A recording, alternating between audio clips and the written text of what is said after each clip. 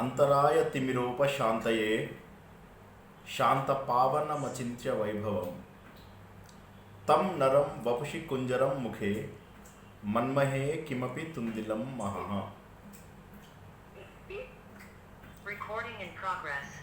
వసుదేవసుతం దేవం కంసచానూరమర్దనం దేవకీ పరమానందం కృష్ణం వందే జగద్గురుం. శ్రీకృష్ణం వందే జగద్గురుం.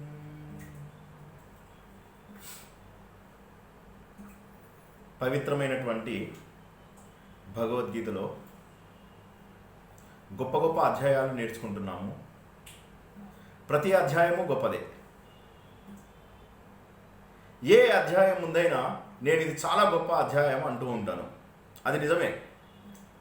గంగానది కైలాస సరోవరంలో ప్రారంభమై అందులోంచి నీరొచ్చి గంగోత్రి దగ్గర గంగా ఉత్రి అనబడడం, అక్కడ నుంచి మొదలైనటువంటి భాగీరథి రివర్ క్రమక్రమంగా అలకానందలో కలిసి గంగగా మార్పు చెందడం, ఆ గంగ అలహాబాద్లోను వారణాసిలోను తర్వాత కలకత్తాలో గంగా నదిగాను తర్వాత గంగా సాగర్లో చివరికి కలవడము, కొద్ది దూరము బంగ్లాదేశ్లో మేఘనా రివర్లో కలవడము. గంగ ప్రతి చోట పవిత్రమే. ఏ ప్రాంతంలో స్నానం చేసినా కూడా గంగ నీరు పవిత్రమే. కాబట్టి ప్రతి చోట కూడా మనము గంగ యొక్క పవిత్రత ఏంటో గుర్తించాలి. అదేవిధంగా భగవద్గీత యొక్క పవిత్రత ప్రతి అధ్యాయంలో మనకు తెలుస్తూ ఉంటుంది, కనిపిస్తూ ఉంటుంది. మనకు మొదటి అధ్యాయంలో అర్జునుడి యొక్క విషాదం కనిపించింది. ఈ అర్జునుడి విషాదము ఒక యోగము అన్న విషయాన్ని మనం అర్థం చేసుకున్నాము. ఎందుకు యోగం అంటే మనలో ఉన్న సందేహాలని, మనలో ఉన్న అపోహలను అర్జునుడు భగవంతుడికి అర్పించాడు. భగవంతుడు వాటన్నింటికీ మనకు సమాధానాలు అర్జునుడి ద్వారా మనకు చేరవేస్తున్నాడు. అంటే అర్జున విషాదం కూడా మనకు యోగమై జీవిత సత్యాలను తెలుసుకునే అవకాశం కల్పించిందన్నమాట.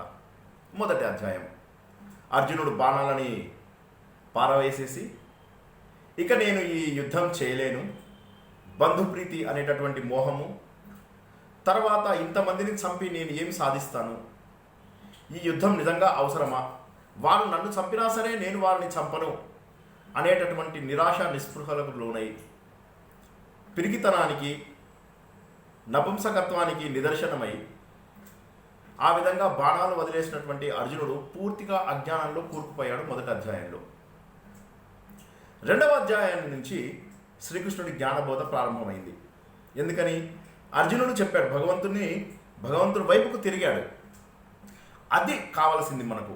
ఏదో ఒక సమయంలో మనము భగవంతుడి వైపుకి తిరగాలి. ఆ భగవంతుడి వైపు తిరిగినప్పుడు మాత్రమే మనకు ఆయన మార్గనిర్దేశం చేస్తారు. భగవంతుడు ఎప్పుడైతే నేను నీ శిష్యుడని, నాకు ఏది శ్రేయస్కరమో నాకు తెలియజేయవు అని చెప్పి అన్నప్పుడు శ్రీకృష్ణుడు అతనికి ఆత్మబోధ, క్షత్రియ కర్మ గురించి, కర్మయోగం గురించి, జ్ఞానయోగం గురించి, స్థితప్రజ్ఞత గురించి రకరకాల లక్షణాలని రెండవ అధ్యాయంలో పూర్తి గీతాసారంగా అందజేశాడు. ఎందుకని అర్జునుడు యుద్ధం చేయాలి?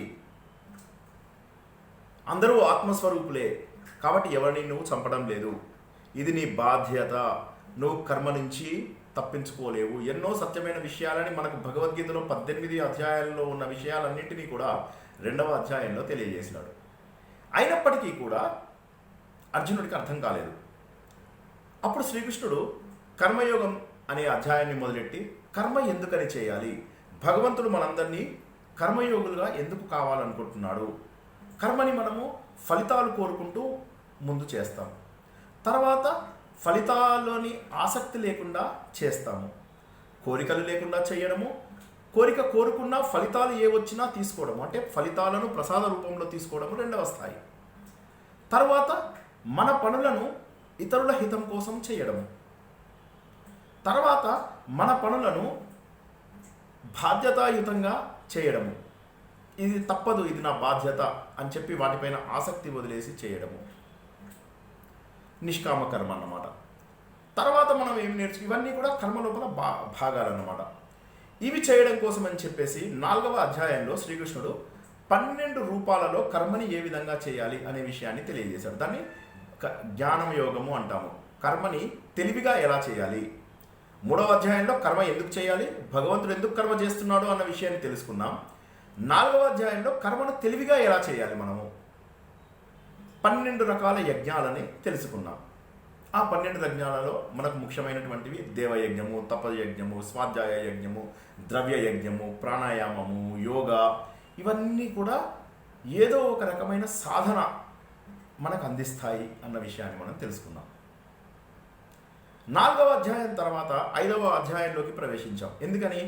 కర్మ ఎప్పుడూ కూడా జ్ఞానానికి దారి తీయాలి. జ్ఞానం ఒక్కటే మనను ఈ బంధాల నుంచి వేరుపరుస్తుంది. కాబట్టి ఈ బంధాల నుంచి వేరుపడాలి అంటే మనకు కర్మని నేను కేవలం బాధ్యతగా చేస్తున్నాను, ఏది ఎవరి నుంచి ఆశించటం లేదు, కాబట్టి నేను కర్మయోగినే. కానీ ఇంకొక విషయం మిగిలిపోయింది. అదేంటంటే ఇవి నేనే చేస్తున్నాను అన్న భావన. నేను ఏమీ ఆశించకపోవచ్చు, నేను ఏమీ ఎవరి నుంచి స్వీకరించకపోవచ్చు, నా కర్మని చాలా త్రికరణ శుద్ధితో చేస్తుండవచ్చు. అయినప్పటికీ కూడా నేను చేస్తున్నాను అనే భావన ఉంటే మరో జన్మ ఎత్తాలి. అంటే జ్ఞానానికి మనం అర్హులం కాకుండా పోతున్నాము. అందుకని కర్మ యొక్క సంకల్పములను సన్యాసం చేయాలి. అంటే ఇది నేను కాదు అన్న కర్తృత్వ భోక్తృత్వ భావనను కూడా కర్మ సంకల్పాలతో పాటు వదిలేసేయాలి. ఎప్పుడైతే కర్తృత్వ అంటే నేను చేస్తున్నాను, భోక్తృత్వ నేను అనుభవిస్తున్నాను అనేటటువంటి భావనలను సన్యాసం చేస్తామో దాన్ని కర్మ సన్యాసము అంటాము. ఆ కర్మ సన్యాసం ఎప్పుడైతే చేస్తామో అప్పుడు కర్మయోగులకు జ్ఞానయోగులకు పెద్ద తేడా లేదు అన్న విషయాన్ని మనం తెలుసుకున్నాము.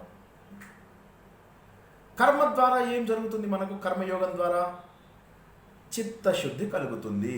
ఎప్పుడైతే మనం కర్మ సన్యాస యోగం అంటే ప్రతి అధ్యాయంలో ఒక కొత్త విషయాన్ని తెలుసుకుంటున్నామో అది నేను కావాలని వల్ల పునశ్చరణ చేస్తున్నాను. 5వ అధ్యాయంలో మనం నేర్చుకున్నది ఏంటి? కర్తృత్వ భోక్తృత్వ భావనలు మనకు ఉండకూడదు అన్న విషయాన్ని తెలుసుకున్నప్పుడు మనం జ్ఞానయోగులకు సుమారు సమానం అవుతాము. అయితే 5వ అధ్యాయం దాకా ఏం జరిగిందంటే మనం కర్మయోగులుగా పూర్తిగా మారిపోయాము. కానీ మరి ఒక్క అడుగు మిగిలిపోయింది. ఏంటంటే మన మనస్సు చాలా క్లియర్ అయిపోయింది. మన మనస్సు చిత్తశుద్ధి వచ్చింది. మన మనస్సు క్లీన్ అయింది.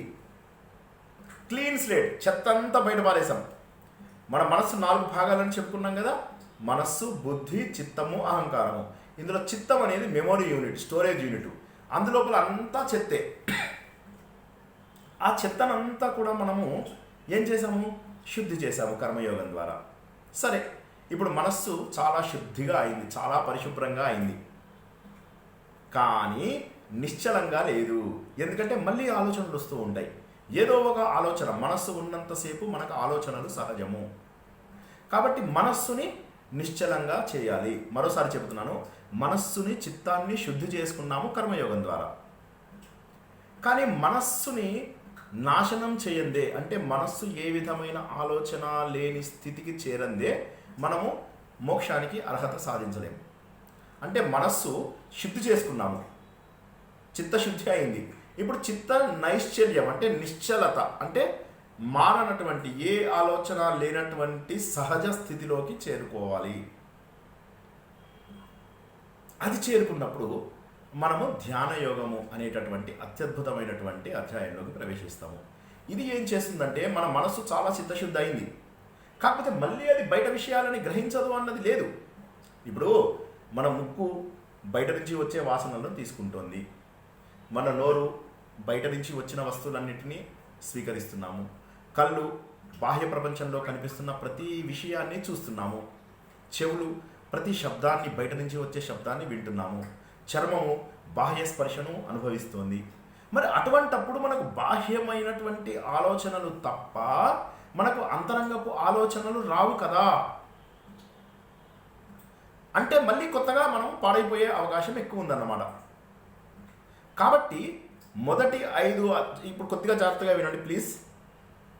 మొదటి 5 అధ్యాయాలు మనని చిత్తశుద్ధి చేస్తాయి. బాహ్య ప్రపంచం పైన మనకు కంట్రోల్ వచ్చింది. ఇప్పుడు మనము ఇన్వర్డ్ జర్నీ చేయాలి, అంతరంగపు జర్నీ చేయాలి, అంతర్శుద్ధి చేయాలి. బహిర్శుద్ధి చేసుకున్నాము, అంతర్శుద్ధి చేసుకోవాలి. అంతర్శుద్ధి చేసుకోకపోతే మళ్ళీ బయట నుంచి ఈ ఇంద్రియాలు మనం ఏం చేస్తాయి, బయట నుంచి అన్ని వస్తువులని మనకు తెచ్చిస్తున్నాయి. తెచ్చినప్పుడు ఏమవుతుంది, వాటి గురించి ఆలోచిస్తాం. మళ్ళీ పతనం అవడం ఎంతసేపు, చిత్తశుద్ధి జరిగిన తర్వాత కూడా దాంట్లో చెత్త పేర్చడం ఎంతసేపు. నాకు తెలిసిన ఒక వ్యక్తి ఉన్నాడు, అతడు చాలా ఉన్నత స్థాయిని సాధించాడు. సాధించిన తర్వాత ఒక సమయంలో అతడు 5-10 నిమిషాలలో కూడా ధ్యానంలోకి వెళ్ళిపోయగలిగేవాడు, డీప్ స్టేట్లోకి వెళ్ళేవాడు. అయినప్పటికీ కూడా అతడు అనుకోకుండా ఒక కొత్త అపార్ట్మెంట్ కాంప్లెక్స్లోకి రావడము, అక్కడ జరుగుతున్నటువంటి వివిధ విషయాలలో తెలిసి తెలియక మళ్ళీ లాగబడము, డ్రాగ్ చేయబడడం. తద్వారా ఏమైందంటే ఆయన మళ్ళీ ప్రాపంచిక విషయాలలోకి లాగబడ్డాడు. అంటే ఎన్నో అడుగులు ముందుకు వేసి ఒక్కసారిగా జారుడు బల్ల నుంచి జారినట్టుగా జారి కిందకు పడిపోయాడు. మళ్ళీ పైకెక్కడం ఎంతో కష్టం, చాలా కష్టం. కాబట్టి ఈ బాహ్య విషయాలు మనని ఎప్పుడు కూడా బాధ పెడుతుంటాయి. మొదటి 5 పాఠాలలో మనం నేర్చుకున్నది, అధ్యాయాలలో నేర్చుకున్నది ఏంటంటే బాహిర్శుద్ధి ఎలా చేయాలి, తద్వారా మన చిత్తంలో ఉన్న చెత్తని ఎలా బయటపారేయాలి. చిత్తం అంటే స్టోరేజ్ యూనిట్, ఎలా అందులో ఉన్న చెత్త ఆలోచనలను ఎలా బయటపారేయాలి అనేది తెలుసుకుందాం. ఇప్పుడేంటంటే దాన్ని నిశ్చలంగా ఉంచాలి, కదలకుండా ఉంచాలి. 100 ఆలోచనల నుంచి 50 ఆలోచనలకు, 50 ఆలోచనల నుంచి 25 ఆలోచనలకు, 25 ఆలోచనల నుంచి 10కి, 10 నుంచి 1కి మార్చగలగాలి.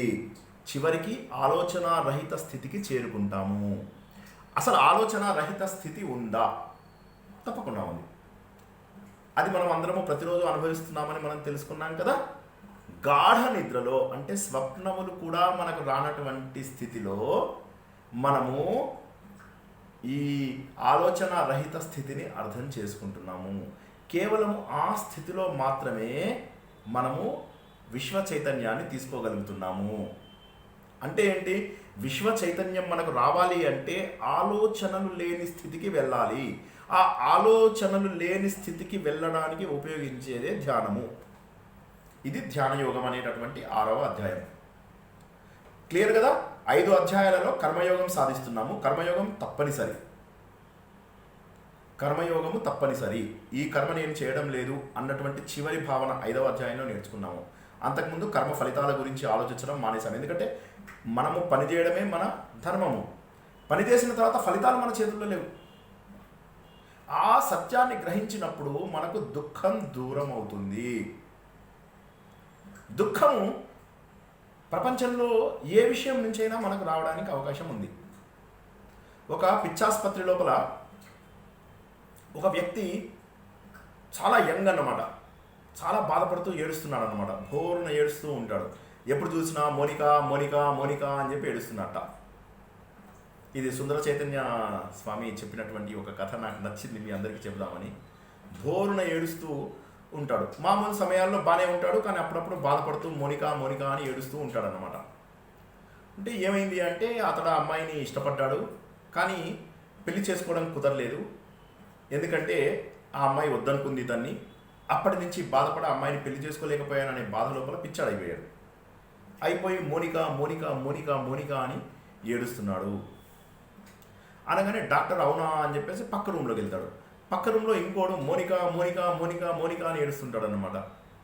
ఏడుస్తుంటే డాక్టర్ అంటాడు ఎవరి మోనికా అంటే, అప్పుడు ఆయన పక్క ఆయన చెప్తాడు, ఈయన ఎవరంటే ఆ మోనికా అన్న అమ్మాయిని పెళ్లి చేసుకున్న ఆయన కూడా ఏడుస్తున్నాడు. ఎందుకంటే ఈయన పెళ్లి చేసుకోగా ఏడుస్తున్నాడు, ఆయన పెళ్లి చేసుకుని ఏడుస్తున్నాడు. అంటే ఏదైతే విషయం నాకు దొరకలేదు, నాకు సంతోషం వచ్చేది ఆ విషయం దొరికితే నేను అనుకుంటున్నానో అదే విషయం వేరే వారికి దుఃఖానికి కారణం అవుతుంది. కాబట్టి ప్రపంచంలో ఉన్న ప్రతి వస్తువు అందరికీ ఒకే విధమైన సుఖము, ఒకే విధమైన దుఃఖము ఇవ్వదు.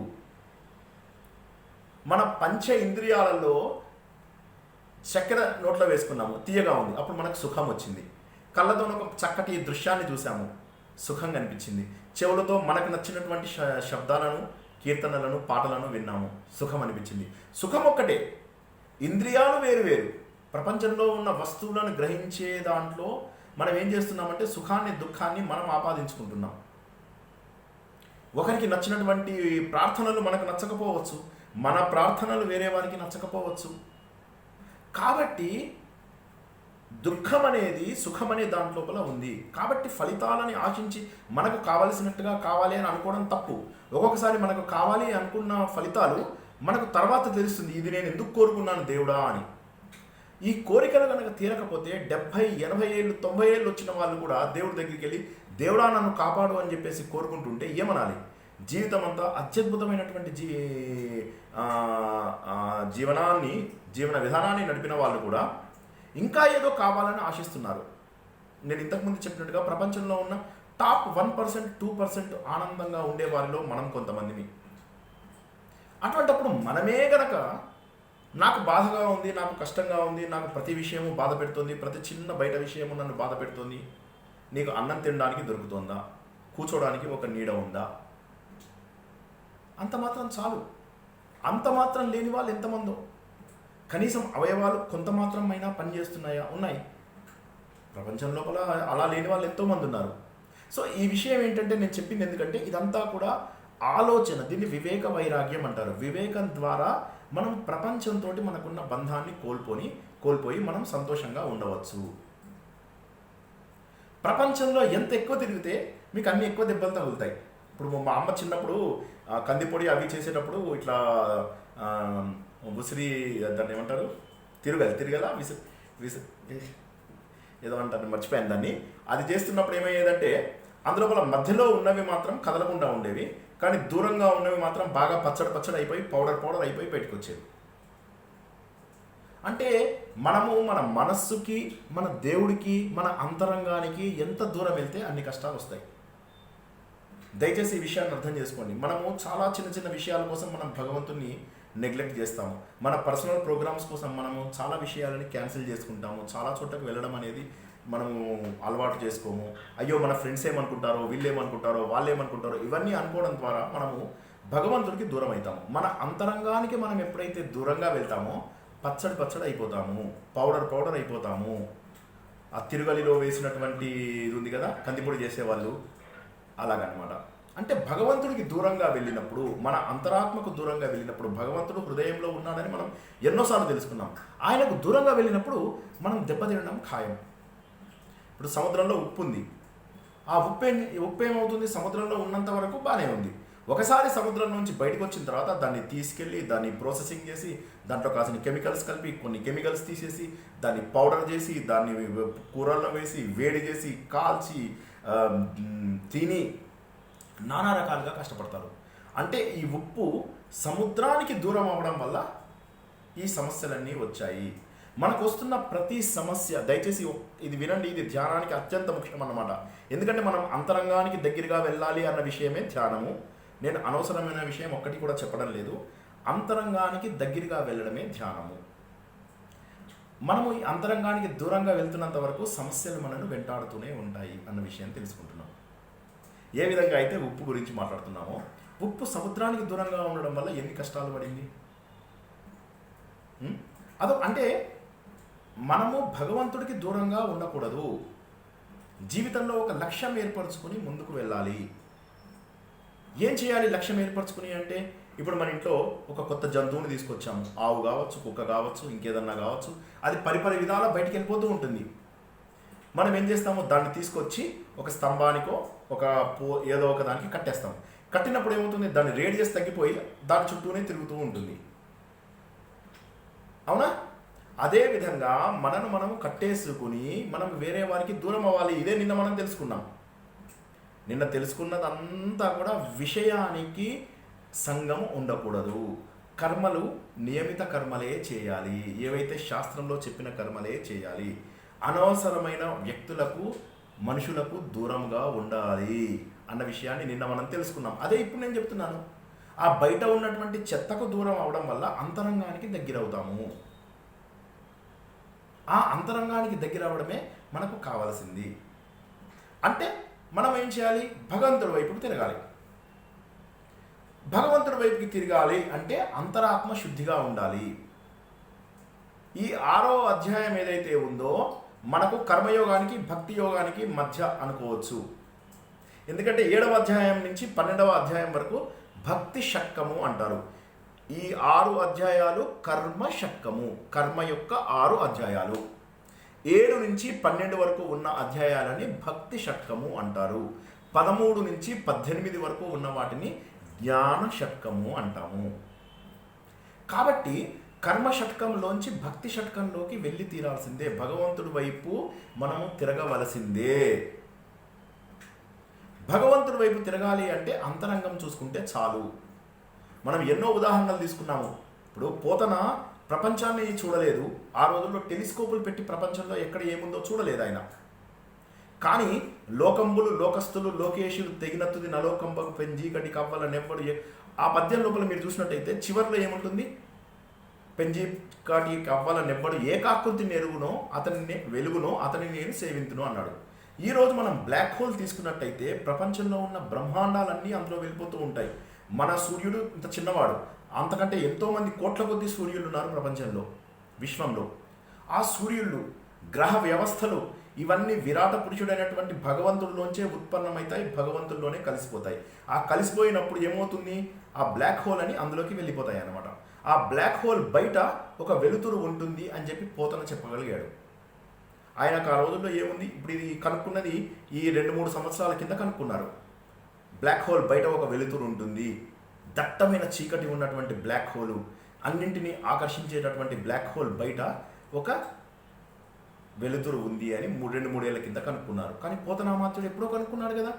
ఎందుకంటే నిన్న మనం అనుకున్నట్టుగా వీళ్ళు ఆబ్జెక్ట్స్ పైన ఫోకస్ చేయలేదు, సబ్జెక్ట్ పైన ఫోకస్ చేశారు. బహిర్గతమైన విషయాలపైన ఫోకస్ చేయలేదు, అంతర్గతమైన విషయాలపైన ఫోకస్ చేశారు. వీటి వల్ల ఏం వస్తుంది? మొదటిది, నిన్న మనము యమ నియమ అనే విషయాలను తెలుసుకున్నాం. యమం అందులో ఏముంటుంది? అహింస, స్ట్రైట్ ఫార్వర్డ్, దానికి ఎక్స్ప్లెనేషన్ అవసరం లేదు. మనోవాక్కాయాలతో ఎవరిని మనం బాధ పెట్టకూడదు. బ్రహ్మచర్యం, వీలైనంతగా ఇంద్రియ నిగ్రహం. బ్రహ్మచర్యం అంటే ఇంద్రియ నిగ్రహం. తర్వాత అసత్యం ఆడకూడదు, కరెక్టే. వేరే వారి వస్తువులను ఆశించకూడదు, అది అస్థేయం అంటారు. వేరే వారి దగ్గర అనవసరంగా మనం గిఫ్ట్స్ తీసుకోకూడదు అంటారు, దాన్ని అపరిగ్రహము అంటారు. ఈ 5 లక్షణాలు మొదటివి, దీన్ని యమము అంటారు. తర్వాత నియమం. నియమం లోపల ఈశ్వర ప్రణిధానం, తపస్సు, స్వాధ్యాయం, శుచి. శుచి అంటే బాహ్య అభ్యంతర శుచి.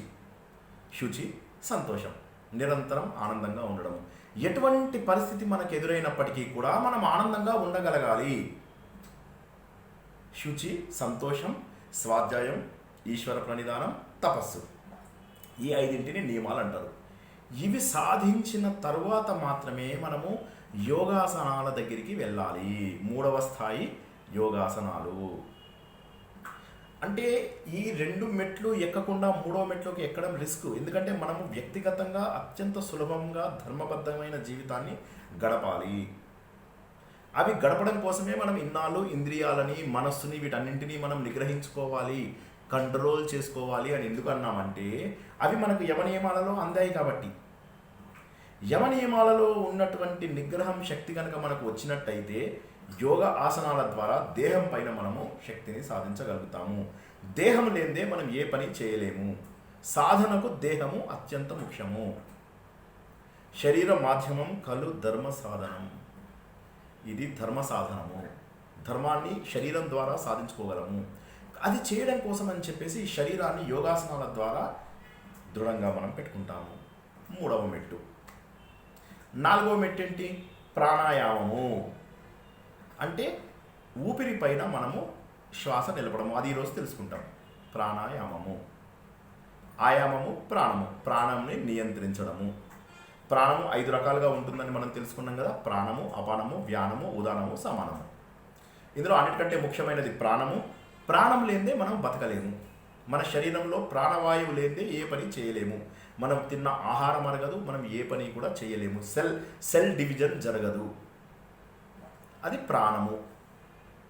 అపానం అంటే చెడు వాయువులన్నీ బయటికి వెళ్ళడము. ఇది కడుపుకి ఇక్కడికి మధ్య లోపల తిరుగుతూ చెడు వస్తువులని బయటికి పంపిస్తుంది. చెమట రూపంలో ముక్కు, నోరు, కళ్ళు, చెవులు, విసర్జన అవయవాలలో ఉన్నటువంటి చెడులంతా బయటికి పంపించేదాన్ని అపాన వాయువు అంటారు. ఉదానము, ఈ కంఠంలో నేను మాట్లాడగలిగే శక్తి, ఈ వాయువుల ఆ వాయువు మనకిచ్చేది ఏదైతే ఉందో శబ్దాలు, అక్షరాలు పలికేది, అది ఉదానము. మన శరీరంలో సమానంగా అంటే మనకు హార్మోనల్ బ్యాలెన్స్ చేసేదాన్ని సమాన వాయువు అంటారు. ప్రాణము, ఇంకా మిగిలింది వ్యానము. ఈ వ్యానం ఏం చేస్తుందంటే అది మనకు శరీరం మొత్తం కాళ్ళల్లో, చేతుల్లో అన్ని చోట్ల వ్యాపించి ఎక్కడ ఏది ఇంబ్యాలెన్స్ అయితే ప్రాణవాయువు తక్కువైతే ప్రాణవాయువు అందిస్తుంది, అపానవాయువు సరిగ్గా పనిచేయకపోతే అపానవాయువు అందిస్తుంది. వ్యానం సరిగ్గా ఉదానం సరిగ్గా ఉండకపోతే ఉదానంకి, సమానం సరిగ్గా ఉండకపోతే సమానానికి. కాబట్టి ఈ విధంగా మన శరీరంలో భగవంతుడు ఏర్పరిచినటువంటి 5 వాయువుల ద్వారా 10 ఉన్నాయి, ఇంకొక 5 ఇన్సిగ్నిఫికెంట్. ఈ 5 సిగ్నిఫికెంట్ ప్రాణాపాన వ్యాన ఉదాన సమాన వాయువులు ఏవైతే ఉన్నాయో వీటి ద్వారా మన శరీరము కంట్రోల్ చేయబడుతుంది. కాబట్టి మన శరీరము నడిపించే ఆ ప్రాణవాయువుని నిగ్రహించుకోవడం ఎలాగా శ్రీకృష్ణుడు చెప్తాడు. దాని ద్వారా మనం ప్రాణాయామం చేస్తాము. తర్వాత ప్రత్యాహారము అనేటటువంటి ఒక అత్యద్భుతమైనటువంటి ఇది. ఇప్పటి వరకు మనం ఏమనుకున్నాము, నాలుక బయట వస్తువులు తింటుంది, ముక్కు బయట వస్తువులని స్వీకరిస్తోంది, వాసనలని, కళ్ళు బయట వస్తువులను, అంటే ఇంద్రియాల ద్వారా బయట ఉన్న విషయాలను మనము స్వీకరించడం ద్వారా మనం ఎంతసేపు బహిర్ముఖలమై ఉన్నాము. We are looking outward, however we are supposed to look inward. ఆ ఇన్వర్డ్ లుకింగ్ చేయాలి అంటే బయట విషయాలని కట్ చేయాలి. ఆ కట్ చేయడాన్ని ప్రత్యాహారం అంటారు. బయటి విషయాలతో మన ఇంద్రియాలను క్రమక్రమంగా దూరం చేయడాన్ని ప్రత్యాహారం అంటారు. ఈ 5 ఏవైతే ఉన్నాయో ఇవన్నీ శ్రీకృష్ణుడు ఏం చెప్తారంటే సాధనకు ముఖ్యము, ఏకాగ్రతకు సాధనాలు, ఏకాగ్రత చేయడానికి సాధనాలు. కానీ ఇంకా ఏకాగ్రత మనం సాధించలేదు. ప్రాణాయామం ద్వారా, యోగాసనాల ద్వారా, యమనియమాల ద్వారా, ప్రత్యాహారం ద్వారా ఏకాగ్రతకు కావలసినటువంటి పరిస్థితిని మనము ఏర్పాటు చేసుకున్నాము. తర్వాత వచ్చేది ధారణ. ఆ ధారణలో ఏం చేస్తామంటే ఒక విషయం గురించి ఆలోచించడం మొదలెడతాం, ఏదో ఒక విషయం. ఎందుకంటే ధరించాలి, ఏదో ఒకటి గట్టిగా పట్టుకోవాలి. ఫర్ ఎగ్జాంపుల్ నేను వెంకటేశ్వర స్వామి ఉన్నాడు అనుకోండి, వెంకటేశ్వర స్వామిని ఊహించుకుంటూ ఆ ఆలోచనలోనే ఇలా కళ్ళు మూసుకుని వెంకటేశ్వర స్వామినే చూస్తూ ఉంటాను అనమాట. తిరుపతిలో లైన్లో వెళ్ళాను, తిరుపతికి వెళ్ళాను, తర్వాత గరుడ, తర్వాత జయ విజయులు, తర్వాత వెంకటేశ్వర స్వామి, అంతే. నా ఆలోచనను ఏక అగ్రత చేయడానికి ప్రయత్నం చేశాను. ఒకే విషయం పైన ఆలోచించడాన్ని, ఒకే విషయాన్ని ధరించడాన్ని ధారణ అంటారు. ఈ ధారణ ఎక్కువ రోజులు చేయడం ద్వారా అది ధ్యానంలోకి దిగుతుంది. ఎప్పుడైతే ధ్యానంలోకి దిగుతుందో మనం ఇందాక పట్టుకున్నది క్రమక్రమంగా మనం వెంకటేశ్వర స్వామిని చూడగలుగుతాను.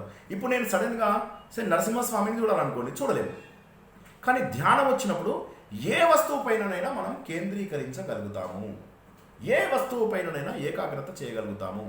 ఏక అగ్రత ఇక్కడ కూడా మనకు ఆలోచన రహిత స్థితి కాదు, థాట్లెస్నెస్ రాలేదు ఇంకా. మనకు ఒక ఆలోచన మాత్రం ఉంది, అది ధ్యానం. ధారణ తరువాతి మెట్టు, ధారణ తర్వాత మెట్టు ధ్యానంలో. ఇవన్నీ కూడా సిస్టమేటిక్గా మనం నేర్చుకుంటాం అన్నమాట, ఎలా చేయాలనేది. అయితే ఈ ధ్యానం లోపల ఏమవుతుందంటే ధారణలో ఒక విషయాన్ని పట్టుకున్నాం, అదే విషయాన్ని రోజు ధారణ చేస్తున్నాం. పొద్దున రాత్రి నాకు ధ్యానం చేయాలనుకున్నప్పుడల్లా కూర్చుంటున్నాను, ఇలా నిశ్చలంగా కూర్చుంటున్నాను, ప్రాణాయామం చేస్తున్నాను. భృకుటి పైన కానీ లేకపోతే ముక్కు మీద కానీ ధ్యాస పెట్టుకోమంటున్నారు అంటే ఒక విషయం మీద అని మీనింగ్. ఈ ముక్కు కొననా ఇక్కడ అని కాకుండా ఏదో ఒక విషయంలో ధ్యానం చేయమని చెప్తే అలా ధారణ చేస్తూ కూర్చున్నాను, వెంకటేశ్వర స్వామి కనిపిస్తున్నాడు, నాకు వేరే విషయము రాదు. కానీ ధ్యానం ద్వారా నేను ఏ విషయం కావాలంటే ఆ విషయం మీద నేను ఫోకస్ చేయగలను, ఆ విషయాన్ని ఆలోచిస్తూ ఉండగలను, రెండవ ఆలోచన లేకుండా ఉండగలను. దాన్ని ధ్యానం అంటారు. చివరగా వచ్చేది సమాధి.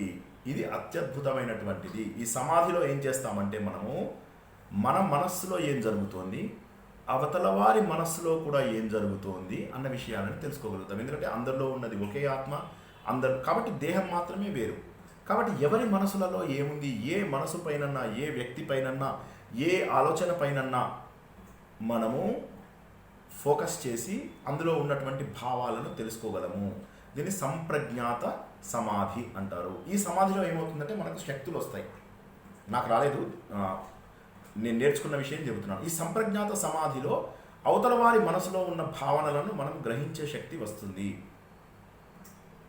అంటే మన మనసు పైన ఇన్వర్డే కాకుండా వేరే వారి మనసులలో ఏముందో కూడా తెలుసుకోగలిగే శక్తి వస్తుంది. అయితే ఇక్కడ పతనమయ్యే అవకాశం ఉంది. ఎందుకంటే ఆ సమయంలో ఎక్కడైనా సరే ఒక చెడు వచ్చిందంటే వెనక్కి వచ్చే అవకాశం ఉంది.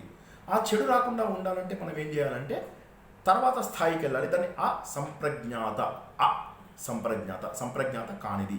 ఆ సమాధిలో ఏంటంటే it's a thoughtlessness, complete thoughtlessness. ఇది మనము డీప్ స్లీప్లో ఉన్నటువంటి స్థాయి. అది మెలకువగా ఉన్నప్పుడే మనము సాధించగలము. మెలకువగా ఉన్నప్పుడు కూడా సాధించగలము. ఆ స్థాయికి వెళ్ళినప్పుడు ఇక మనకు ఆలోచన రహిత స్థితి ఏంటి? దేవుడు. God is equal to man is equal to దేవుడు ఈజ్ ఈక్వల్ టు మనస్సు ప్లస్ దేవుడు ఈజ్ ఈక్వల్ టు మనస్సు ప్లస్ జీవుడు. ఈ మనిషి ఎవరైతే ఉన్నాడో అందులోంచి మనస్సు తీసేస్తే దేవుడు. దేవుడు మనకు మనస్సు అడ్డంగా పెట్టడం వల్ల ఏమైందంటే ఇక్కడ జీవుడు ఉన్నాడు, ఇక్కడ దేవుడు ఉన్నాడు. జీవుడికి దేవుడు మనస్సు కలవడం వల్ల దేవుడిని మనం చూడలేకపోతున్నాం. మనస్సును తీసేస్తే దేవుడు కనిపిస్తాడు ప్రత్యక్షంగా. ఆ మనస్సుని మనము అసంప్రజ్ఞాత సమాధిలో చూడగలుగుతున్నాము. మరోసారి చెప్తున్నాను, జీవునికి దేవునికి మధ్యలో మనస్సు ఉంది. ఈ తెర తొలగించాము, ఆలోచన రహిత స్థితికి చేరుకున్నప్పుడు భగవంతుణ్ణి చూడగలుగుతాము. అదే సమాధి, అదే మోక్షము. అసంప్రజ్ఞాత సమాధి అనేది ఉన్నత స్థాయి. అంటే రాజయోగం ద్వారా మనము పూర్తి స్థాయి మోక్షం కూడా సాధించవచ్చు. లేదా సగం సాధించిన తర్వాత దీన్ని భక్తి మార్గం వైపుకు తిప్పి 7 నుంచి 12 అధ్యాయాలలో ఏదైతే భగవంతుడు మనకు అందించాడో వాటిని నేర్చుకోవడం ద్వారా జ్ఞాన యోగంలోకి ప్రవేశించి అక్కడ కూడా మనము మోక్షము సాధించవచ్చు. అంటే మోక్షం అనేది ఏ మార్గంలో అయినా వస్తుంది. ఇందులో ఏంటంటే ఇంత ఫోకస్డ్గా ఉన్నప్పుడు మాత్రమే మనకు మోక్షం అనేది లభిస్తుంది. ఎందుకంటే ఒకసారి కనుక మనం సమాధి స్థితిలోకి వెళితే ఈ కాలానికి మనం సంబంధం ఉండదు ఇంకా. అందుకే చాలామంది ధ్యానంలో, మరొకసారి జాగ్రత్తగా వినండి, ధ్యానంలో ఉన్న వారికి కాలం తెలియదు. చాలా ఫాస్ట్గా జరిగిపోయినట్టుగా ఉంటుంది, చాలా సులభంగా జరిగిపోయినట్టుగా ఉంటుంది. కాలం విలువ తెలియదు. టైం అండ్ స్పేస్, కాలము దేశము, ఇవి మాత్రమే మనని భగవంతుడికి దూరం చేస్తున్నాయి. ఎందుకంటే మార్పు చెందేది కాలము, స్థలము. దేశకాల పరిస్థితులు అంటే టైం అండ్ స్పేస్ ఎప్పుడైతే కాన్స్టెంట్ అవుతాయో అప్పుడు man is equal to God. Man equal to God. Constants ఏంటి? Time and space. ఆ టైం అండ్ స్పేస్ని కాన్స్టెంట్గా చేసేదాన్ని ఏమంటారంటే ధ్యానం అంటారు. ఇంత గొప్పదైనటువంటిది ధ్యాన యోగము. ఇందులో అత్యంత గొప్ప అనుభూతులు ప్రతి వ్యక్తికి లభిస్తాయి. నిన్న అనుకున్నట్టుగా ఏ వ్యక్తి అయినప్పటికీ కూడా ఒక గంట పాటు చేస్తే కొన్ని క్షణాల పాటు ఆ అనిర్వచనీయమైనటువంటి ఆనందం ఉంటుంది. దుఃఖం అనేది ఈ స్థితిలో ఉండదు. ధ్యానం ఉన్నప్పుడు దుఃఖం ఉండదు అన్న విషయాన్ని మనము తెలుసుకుంటాం అన్నమాట. మరి ఎలా చేయాలి? ముందుగా ఫస్ట్ భగవంతుడు చెప్పింది ఏంటంటే ఏకాంతం. నిన్న ఈ విషయాన్ని కూడా మనం తెలుసుకున్నాం. ఏకాంతంగా ఉండాలి అంటే మనం పోయి 10 మందితో కూర్చొని మెడిటేషన్ చేస్తూ పక్కవాడు సరిగ్గా చేస్తున్నాడా లేదా, వీడు సరిగ్గా చేస్తున్నాడా లేదా, వాడు సరిగ్గా చేస్తున్నాడా లేదా, టైం ఎంత అయింది, వాడు పక్కవాడు కదుపుతున్నాడా, వాడిది అయిపోయిందా, నాదైందా, అవ్వలేదా, ఇవన్నీ కూడా మనకు డిస్టర్బెన్సెస్ అవుతాయి. కాబట్టి దేవుడు ఏమంటాడంటే ధ్యానం చేయాల్సినప్పుడు ఏదైతే ధ్యాన యోగం నేర్చుకోవాలో ఆ ఇనిషియల్ స్టేజెస్ లోపల ఏం చేయాలంటే ఒక ప్రత్యేకమైన గది, ఒక ఏకాంత ప్రదేశాన్ని ముందు వెతుక్కోవాలి. Number 1 step. రెండవ స్టెప్ ఏంటంటే ఆ ఏకాంత ప్రదేశంలో ఏకాకిలాగా కూర్చోవాలి. నువ్వు ఒక్కడివే, ఇంకెవరివి లేవు. రెండవది ఏకాకిని. మూడవది ఈ కర్మలపైన, ప్రపంచంపైన ఆలోచనలను క్రమ పద్ధతిలో తగ్గించాలి. తర్వాత మనం ఇంతకుముందు అనుకున్నట్టుగా యమ నియమాలు ఏవైతే ఉన్నాయో వాటిని ఖచ్చితంగా పాటించాలి. ఇవన్నీ పాటించి చేసిన తర్వాత ఒకరోజు అయిపోయింది, మళ్ళీ నాకు వీలైనప్పుడు మళ్ళీ ఎప్పుడైనా చేద్దాంలే కాదు, మళ్ళీ కొనసాగించాలి. నిరంతరంగా, నిరభ్యంతరంగా ఎల్లకాలము కొనసాగిస్తూనే ఉండాలి. ప్రాక్టీస్ కంటిన్యూస్గా చేస్తూనే ఉండాలి. అభ్యాసం ఎప్పుడూ ఆగకూడదు. అలా చేసినప్పుడు మాత్రమే అది నిలుస్తుంది, లేకపోతే అది నిలవదన్నమాట. అంటే ఏంటి, మనకు కావలసినటువంటి లక్షణాలన్నీ యమనియమాల ద్వారా నేర్చుకుంటాం. ఆ లక్షణాలన్నీ నేర్చుకున్న తర్వాత మనం ఏకాంతంగా ఒక దగ్గర కూర్చుని ఎలా కూర్చోవాలి, ఏమి తినాలి, ఇప్పుడు ఈ సెకండ్ హాఫ్లో నేర్చుకుంటాము. కాబట్టి ఇవి ముందు అలవాటు చేసుకోవాలి అన్న విషయం చెబుతున్నాను. ఎందుకంటే యమనియమాలు పాటించకుండా తర్వాత స్థాయికి వెళ్ళడం కష్టము. కాబట్టి ఏకాంతం అనేది అలవాటు చేసుకోవాలి. కాబట్టి పొద్దున్న బ్రహ్మముహూర్తంలో ధ్యానం చేయడం అత్యంత సులభము. మన ఇంట్లో డిస్టర్బెన్సెస్ లేని ప్లేస్లో కూర్చోవడము అత్యంత సులభము. ఒకసారి నేను కంచి వెళ్ళినప్పుడు అక్కడ కైలాస్ టెంపుల్ అని ఉందన్నమాట. అందులోపల ధ్యానం బాగా కుదురుతుందని అక్కడెక్కడో పక్కన కూర్చున్నాను. 1 గంట 2 గంటలు చాలా బాగుంది. అసలు నాకు నిజంగా చాలా అద్భుతంగా అనిపించింది ఎక్స్పీరియన్స్, భగవంతుడి దయ వల్ల. సడన్గా ఏమైంది, కొద్దిసేపటికి నా పక్కన జనాలు వాళ్ళు వీళ్ళు వస్తున్నట్టుగా తిరుగుతున్నట్టుగాను నాకేదో ఒక డిఫరెన్స్ అనిపించింది అనమాట. ఏంటా అని పక్కన చూస్తే అప్పుడు మేము వెళ్ళింది ఆ గ్రూప్ లోపల వైదిక దుస్తులే వేసుకోవాలన్నమాట. కాబట్టి ఆ వైదిక దుస్తుల్లో ఉండేసరికి అందరూ ఏమంటున్నారు, వీడేవాడో ఇండియన్ మాంక్ అనుకుని నాతో ఫోటోలు కనిపిస్తున్నారు అనమాట. కనిపిస్తుంటే నాకు నవ్వొచ్చింది. అప్పుడు ఏమైంది, మన ధ్యానం చెదిరిపోయింది కదా. అంటే అలా కాకుండా ఒక ప్రత్యేకమైనటువంటి ప్రదేశాన్ని, ముందు దేవుడు ఏమన్నా ఒక ప్రత్యేక ప్రదేశాన్ని తీసుకోవాలి, అక్కడ ఏకాకిగా వెళ్ళాలి, యమనియమాలన్నీ చక్కగా అంతకుముందే అలవాటు చేసుకోవాలి, లేదా అలవాటు చేస్తూ ఉండాలి, నిరంతరంగా ఉండాలి, నిరభ్యంతరంగా ఉండాలి, అంటే ఎప్పుడు ఆపకూడదు ఈ పనిని అని చెప్పేసి భగవంతుడు మనకు చెప్పాడు. అలా ఉన్నట్టయితే మాత్రమే ఇది మనకు నిలుస్తుంది.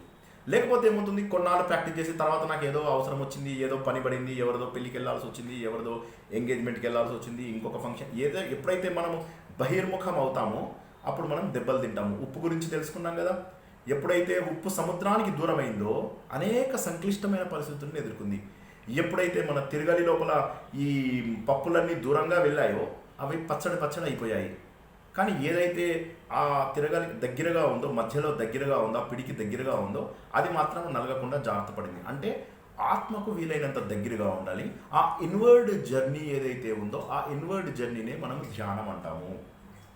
ఈ ధ్యానం అనేది 8 మెట్లు. ఆ 8 మెట్లలో మొదటి 5 ఏంటంటే మన ఏకాగ్రత తీసుకురావడానికి ఉపయోగపడతాయి. ధారణ, ధ్యాన, సమాధి అనేవి ఏకాగ్రత. మరోసారి చెబుతున్నాను, మొదటి 5 యమ, నియమ, ఆసన, ప్రాణాయామ, ప్రత్యాహార. ఈ 5 ఏమో ధ్యానానికి ఉపకరించేవి, ఏకాగ్రతకు ఉపకరించేవి, ఏకాగ్రత రావడానికి సహాయపడేవి. తర్వాత 3 ధారణ, ధ్యాన, సమాధి అనేవి ఏవైతే ఉన్నాయో అవి ఏకాగ్రత. దానినే ఏక అగ్రత అంటారు.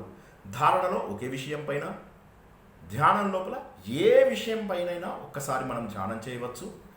సమాధి లోపల ఆలోచన రహిత స్థితికి చేరుకోవచ్చు. ఇప్పుడు భగవంతుడు ఎలా కూర్చోవాలన్నాడు, ఎలా నిల్చోవాలన్నాడు, ఎలా శ్వాస తీసుకోవాలన్నాడు, అవన్నీ అందరూ మరోసారి లాగౌట్ అయ్యి లాగిన్ అవ్వండి. 40 నిమిషాలు అయింది కాబట్టి అందరూ వెంటనే మళ్ళీ జాయిన్ అవ్వండి. అద్భుతమైన విషయాలు ఈరోజు తెలుసుకుంటున్నాను. జై శ్రీకృష్ణ. అందరూ మళ్ళీ వెంటనే లాగౌట్ అయ్యి లాగిన్ అవ్వండి తప్పకుండా ఇప్పుడే.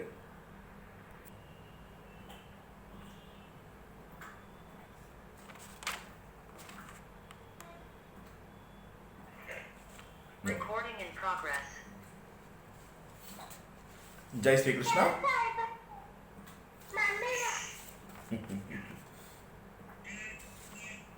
జై శ్రీకృష్ణ. రికార్డింగ్ మళ్ళీ ప్రారంభమైంది. ఎస్. ఇప్పుడు భగవంతుడు ధ్యానం ఎలా చేయాలని చెప్పాడు. ఇప్పటిదాకా మనము ధ్యాన యోగం యొక్క గొప్పతనము, ధ్యానాన్ని ఎన్ని మెట్లలో చేయవచ్చు అనేది తెలుసుకున్నాము. ఇప్పుడు భగవంతుడు మనల్ని ఎలా కూర్చోమన్నాడు, ఎలా చేయమన్నాడు. ఈ ఇన్స్ట్రక్షన్స్, ఈ 6వ అధ్యాయంలో ఈ 10-15 శ్లోకాల ఇన్స్ట్రక్షన్స్ ఏవైతే ఉన్నాయో ఇవే ప్రపంచవ్యాప్తంగా రాజయోగంగా సక్సెస్ అయ్యాయి అన్నమాట. ప్రాచుర్యాన్ని తెచ్చుకున్నాయి. అంటే అంతర్ముఖంగా చూడడము, అది భగవంతుడు ఏం చెప్పాడు. ముందు అన్నిటికంటే ముఖ్యము మనం కూర్చునే ఆసనము. ముందు ఫస్ట్ ఇందాక అనుకున్నాం ఏంటి, ఏకాంతం, సరైన సమయం, ఏకాకిలా ఒక చిన్న పూజా మందిరమో లేదా ఇంట్లో ఒక చక్కటి మూలకో కూర్చొని దర్భాసనం ఖచ్చితంగా వేసుకోమన్నారు.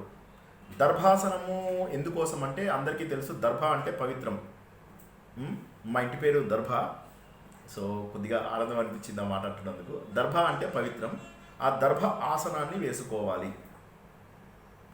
శ్రీకృష్ణుడు ఏమన్నాడు? దర్భ ఆసనం వేసుకుని దానిపైన చర్మం వేసుకోమన్నాడు. మనలాంటి వాళ్ళు జింక చర్మాన్ని, తర్వాత యోగులేమో పులి చర్మాన్ని వేసుకోవాలి అని అన్నారు. సరే, అవి వేసుకోకండి, పట్టుకుని కొడతారు, జైల్లో పెడతారు. తర్వాత అంటే దాని ఉద్దేశం ఏంటంటే కాస్త మెత్తగా ఉండే ఇది, ఒక మెత్తగా ఉండేటటువంటి చక్కటి బట్ట, చాలా మెత్తగా ఉండేటటువంటిది ఏదన్నా రగ్ లాంటిదైనా కూడా సరిపోతుంది, కాస్త మెత్తగా ఉండేది. ఈ దర్భాసనం పైన వేయండి. ఇంకా జింక చర్మం దానికోసం ప్రయత్నం చేయకండి కూడా. ఎందుకంటే మీకు వచ్చేటటువంటి జింక చర్మం ఏదైతే ఉందో అది హింస పెట్టకుండా వచ్చిన జింక చర్మం కాకపోవచ్చు కదా. కాబట్టి చర్మం తెచ్చుకోకూడదు. చర్మంతో సంబంధించింది కాకుండా ఏదైనా మీకు సంబంధించినటువంటి బట్ట, ఇంట్లో ఉన్న దుప్పటి వేసుకున్నా కూడా సరిపోతుంది. 2 వరుసలు 3 వరుసలు వేసుకోమని చెప్పి భగవంతుడు చెప్పాడు. ఇది ఖచ్చితంగా పాటించి తీరవలసిందే. ఎక్కడ పడితే అక్కడ కూర్చొని నేను ధ్యానం చేయొచ్చు, తప్పులేదు. కానీ దానికి సమయం ఉంది. ధ్యానాన్ని ఒక పద్ధతిలో ప్రారంభించుకోవడం మనం నేర్చుకుంటున్నాం. మీరు ఆల్రెడీ ధ్యానం చేస్తున్నట్టయితే మీకు సూట్ అయిన పద్ధతి మీరు చేయండి. కానీ భగవంతుడు చెప్పిన సిస్టమేటిక్ వే ఏంటో చెబుతున్నాను. దర్భాసనం, దానిపైన మెత్తటి బట్ట, మధ్యలో చర్మం వదిలేయండి. తర్వాత మరీ ఎత్తుగా కాకుండా మరీ నేల మీదే కూర్చోకండి. చిన్న పీట, లేక పీట కంటే కొద్దిగా పెద్దదో, కాస్త మీరు చక్కగా బాసం పెట్టుకొని కూర్చునేలాగా, అంటే మీకు కంఫర్టబుల్గా ఉంటే బాసం పెట్టుకోవడం, లేకపోతే 2 కాళ్ళు కిందికి కూడా వేలాడదీసి పెట్టుకోవచ్చు, ఏమీ తప్పులేదు.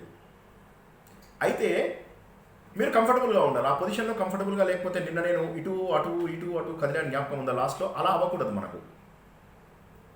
కాబట్టి ఏం చేయాలంటే మరీ ఎక్కువ హైట్ ఉండకూడదు, మరీ తక్కువ హైట్ ఉండకూడదు, కాస్త డీసెంట్ హైట్ మాత్రం ఉండాలి. భూమి కంటే కనీసం ఒక 10-12 అంగుళాలు, ఒక అడుగు సుమారుగా ఉండేటి బెటర్. లేదా ఒక పీట, కొద్దిగా 2 పీటల అడుగు ఉన్నా కూడా సరిపోతుంది.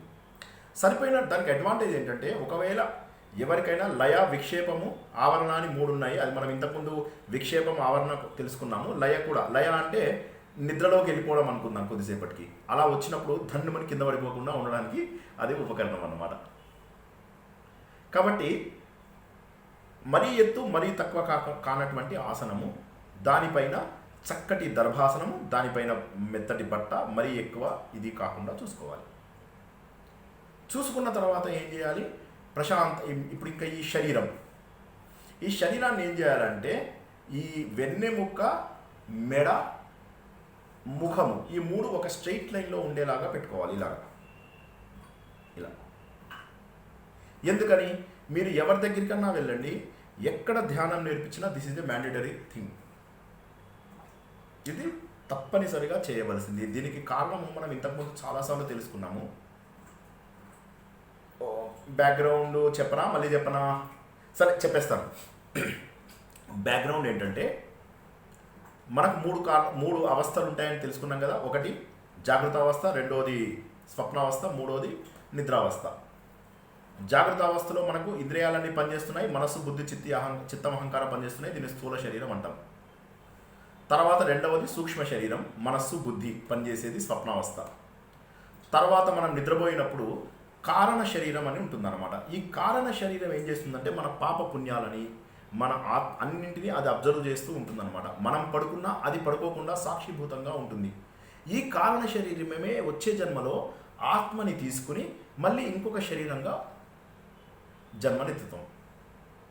కాబట్టి కారణ శరీరం ఏదైతే విత్తనం ఉందో, ఆ విత్తనం చాలా ముఖ్యం అన్నమాట.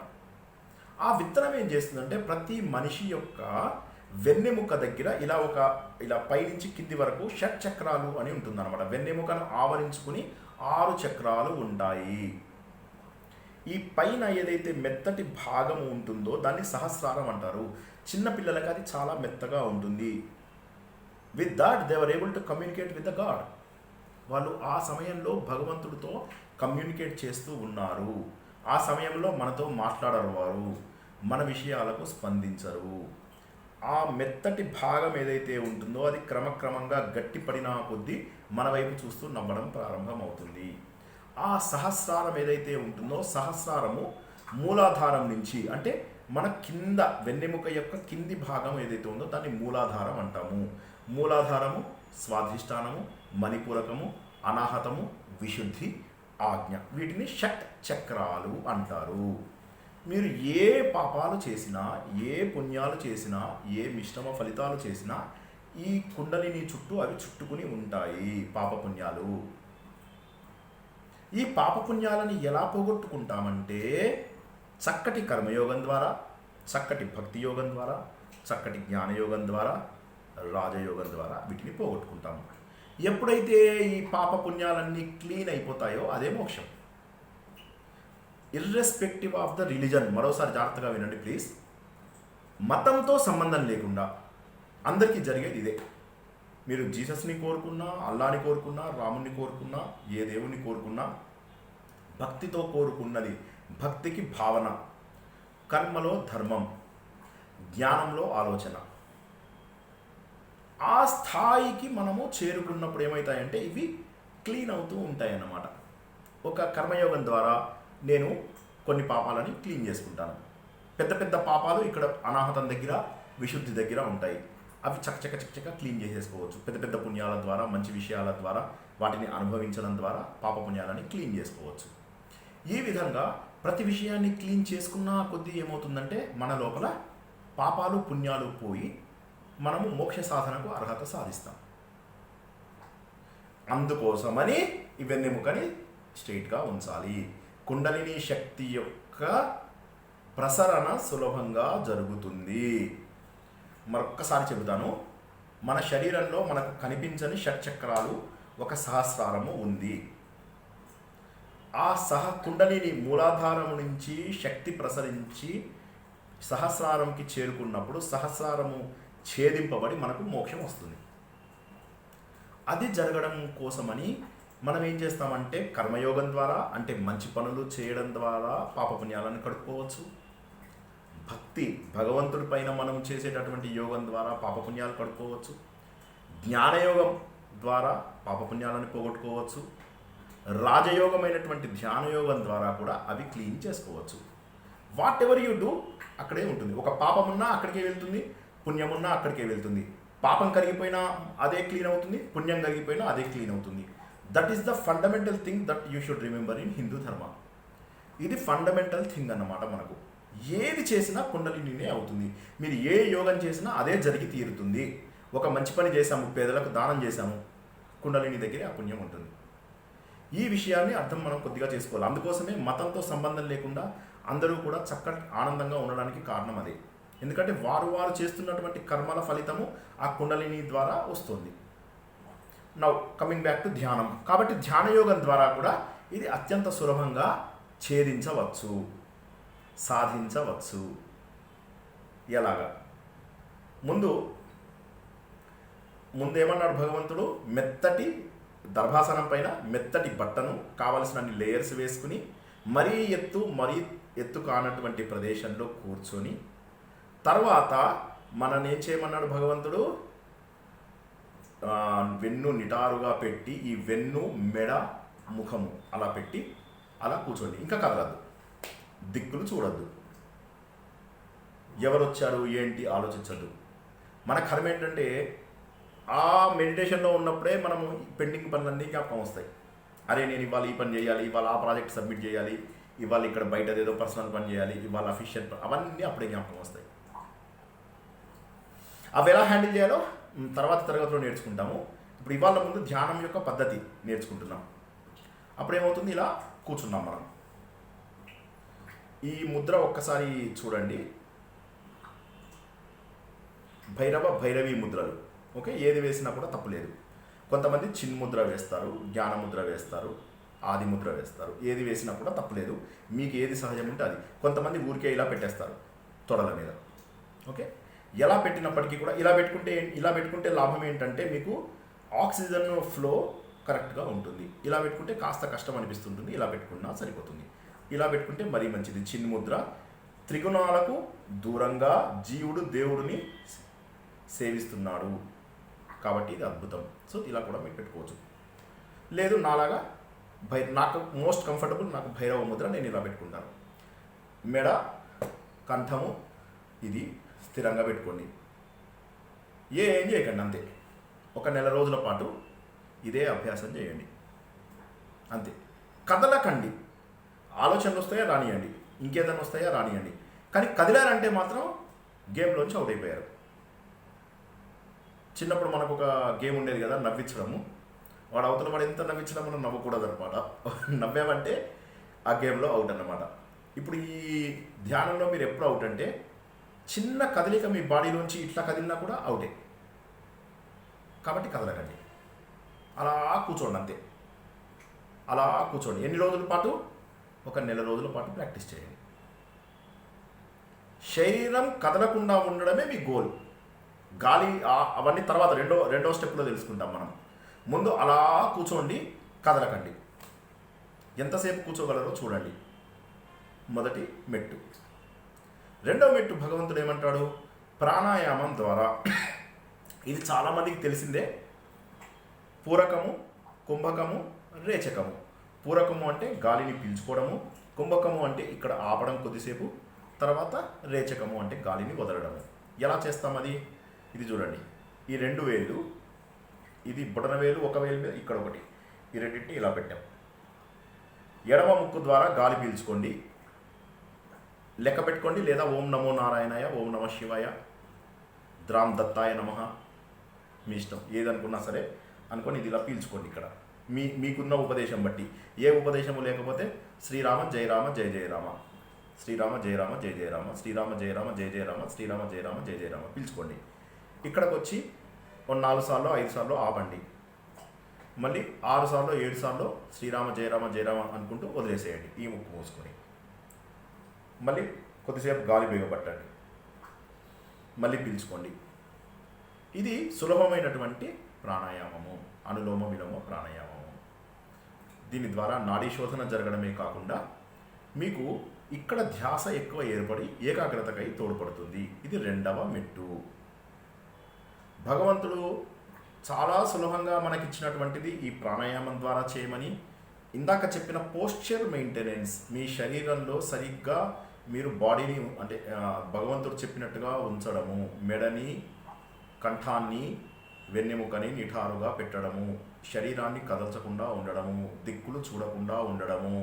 తద్వారా ఏమవుతుందంటే మీకు శరీరం కదలకుండా ఉండడం మీరు కొంతసేపటికి గ్రహిస్తారు. గ్రహించకపోతే పైసా వాపస్, గ్యారంటీ. దేవుడు అప్పుడు అబద్ధమని మీరు నమ్మండి. ధ్యానంలో అనుభవాలు రాలేదు అని అంటే అది అబద్ధం. దాన్ని సరిగ్గా చేశామా లేదా అనేదే ముఖ్యం. శరీరాన్ని కదల్చకుండా కొన్ని రోజులు ప్రాక్టీస్ చేయండి, 10 రోజులు. తర్వాత ఊపిరి పీల్చుకోవడం వదలడం, ఊపిరి పీల్చుకోవడం వదలడం. తర్వాత చేయవలసింది ఏంటి? భగవంతుడు ఈ బ్రుకుటి మీద కానీ నాసాగ్రం మీద కానీ దృష్టిని పెట్టమన్నాడు. 3వ మెట్టు. మొదటి మెట్లు అన్నీ ఉన్నాయి. మన యమము, నియమము, ఆసనాలు ఇవన్నీ చేసిన తర్వాత మీరు ప్రాణాయామం కూడా ఇందులో వచ్చింది కాబట్టి పర్వాలేదు. కూర్చునేటప్పుడు మీరు ఎలా కూర్చోవచ్చు? సుఖాసనం, స్థిరం సుఖం ఆసనం, స్థిరం సుఖం ఆసనం.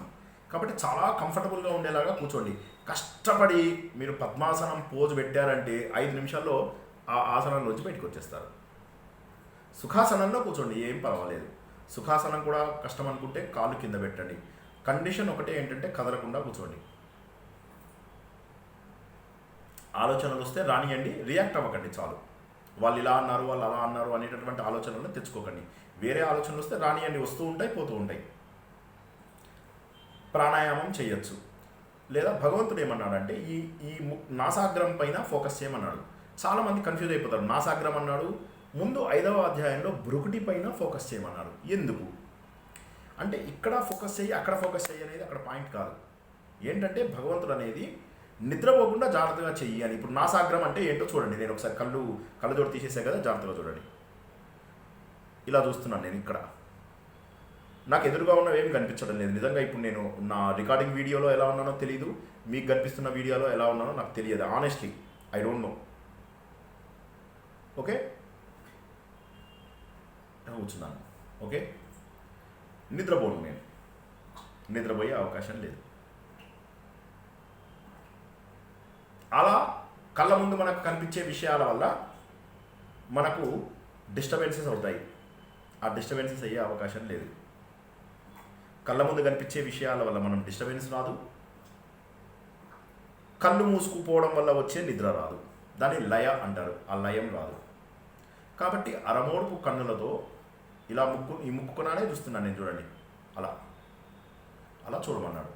భృకుటి మీద అంటే ఇక్కడ ఎందుకు అంటారంటే టిపికల్లీ అక్కడ మూడవ నేత్రం ఉంటుందని, అది తెరుచుకున్న తర్వాత ఇది అవుతుందని, ఆజ్ఞాచక్రం ఉంటుందని, అవన్నీ తర్వాత మనం తెలుసుకుందాం. కానీ మనకి ఇక్కడ అర్థమయ్యేది ఏంటంటే ఇక్కడ ధ్యాస పెట్టినా సరే ఆ భృకుటి దగ్గర నేను ఇలా ఉన్నాను అన్నట్టుగా ధ్యాస పెట్టుకుని కూడా ఉండొచ్చు. కానీ ఏమైతే నిద్రలోకి వెళ్ళిపోయే ఛాన్స్ ఉంది. కాబట్టి భగవంతుడు ఈ అధ్యాయంలో ధారణ చేయడానికి ఉపయోగపడే విధంగా నాసాగ్రం అని చెప్పాడు. అది నాసాగ్రమా భృకుటినా ఏంటి అని చెప్పేసి చాలామంది కంగారు పడితే దానికి శంకరాచార్య భాష్యం ఏం చెప్పారంటే దానికి నాసాగ్రంతో భృకుటితోటి సంబంధం లేదు. కేవలం అది మనకు ఏకాగ్రత నిలపడానికి, నిద్ర లేకుండా మనము నిద్రలోకి జారిపోకుండా ఉండడానికి ఉపయుక్తమవుతుందని మాత్రమే అది మనం ఉండాలి అని చెప్పారన్నమాట.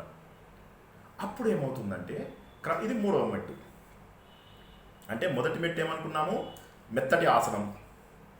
అంతకంటే ముందు ఏకాంతంగా ఉండడము, ఏకాకిగా ఉండడము, ఎవరు లేని ప్రదేశంలో కూర్చోవడము, డిస్టర్బెన్స్ కొత్తల్లో ఇది.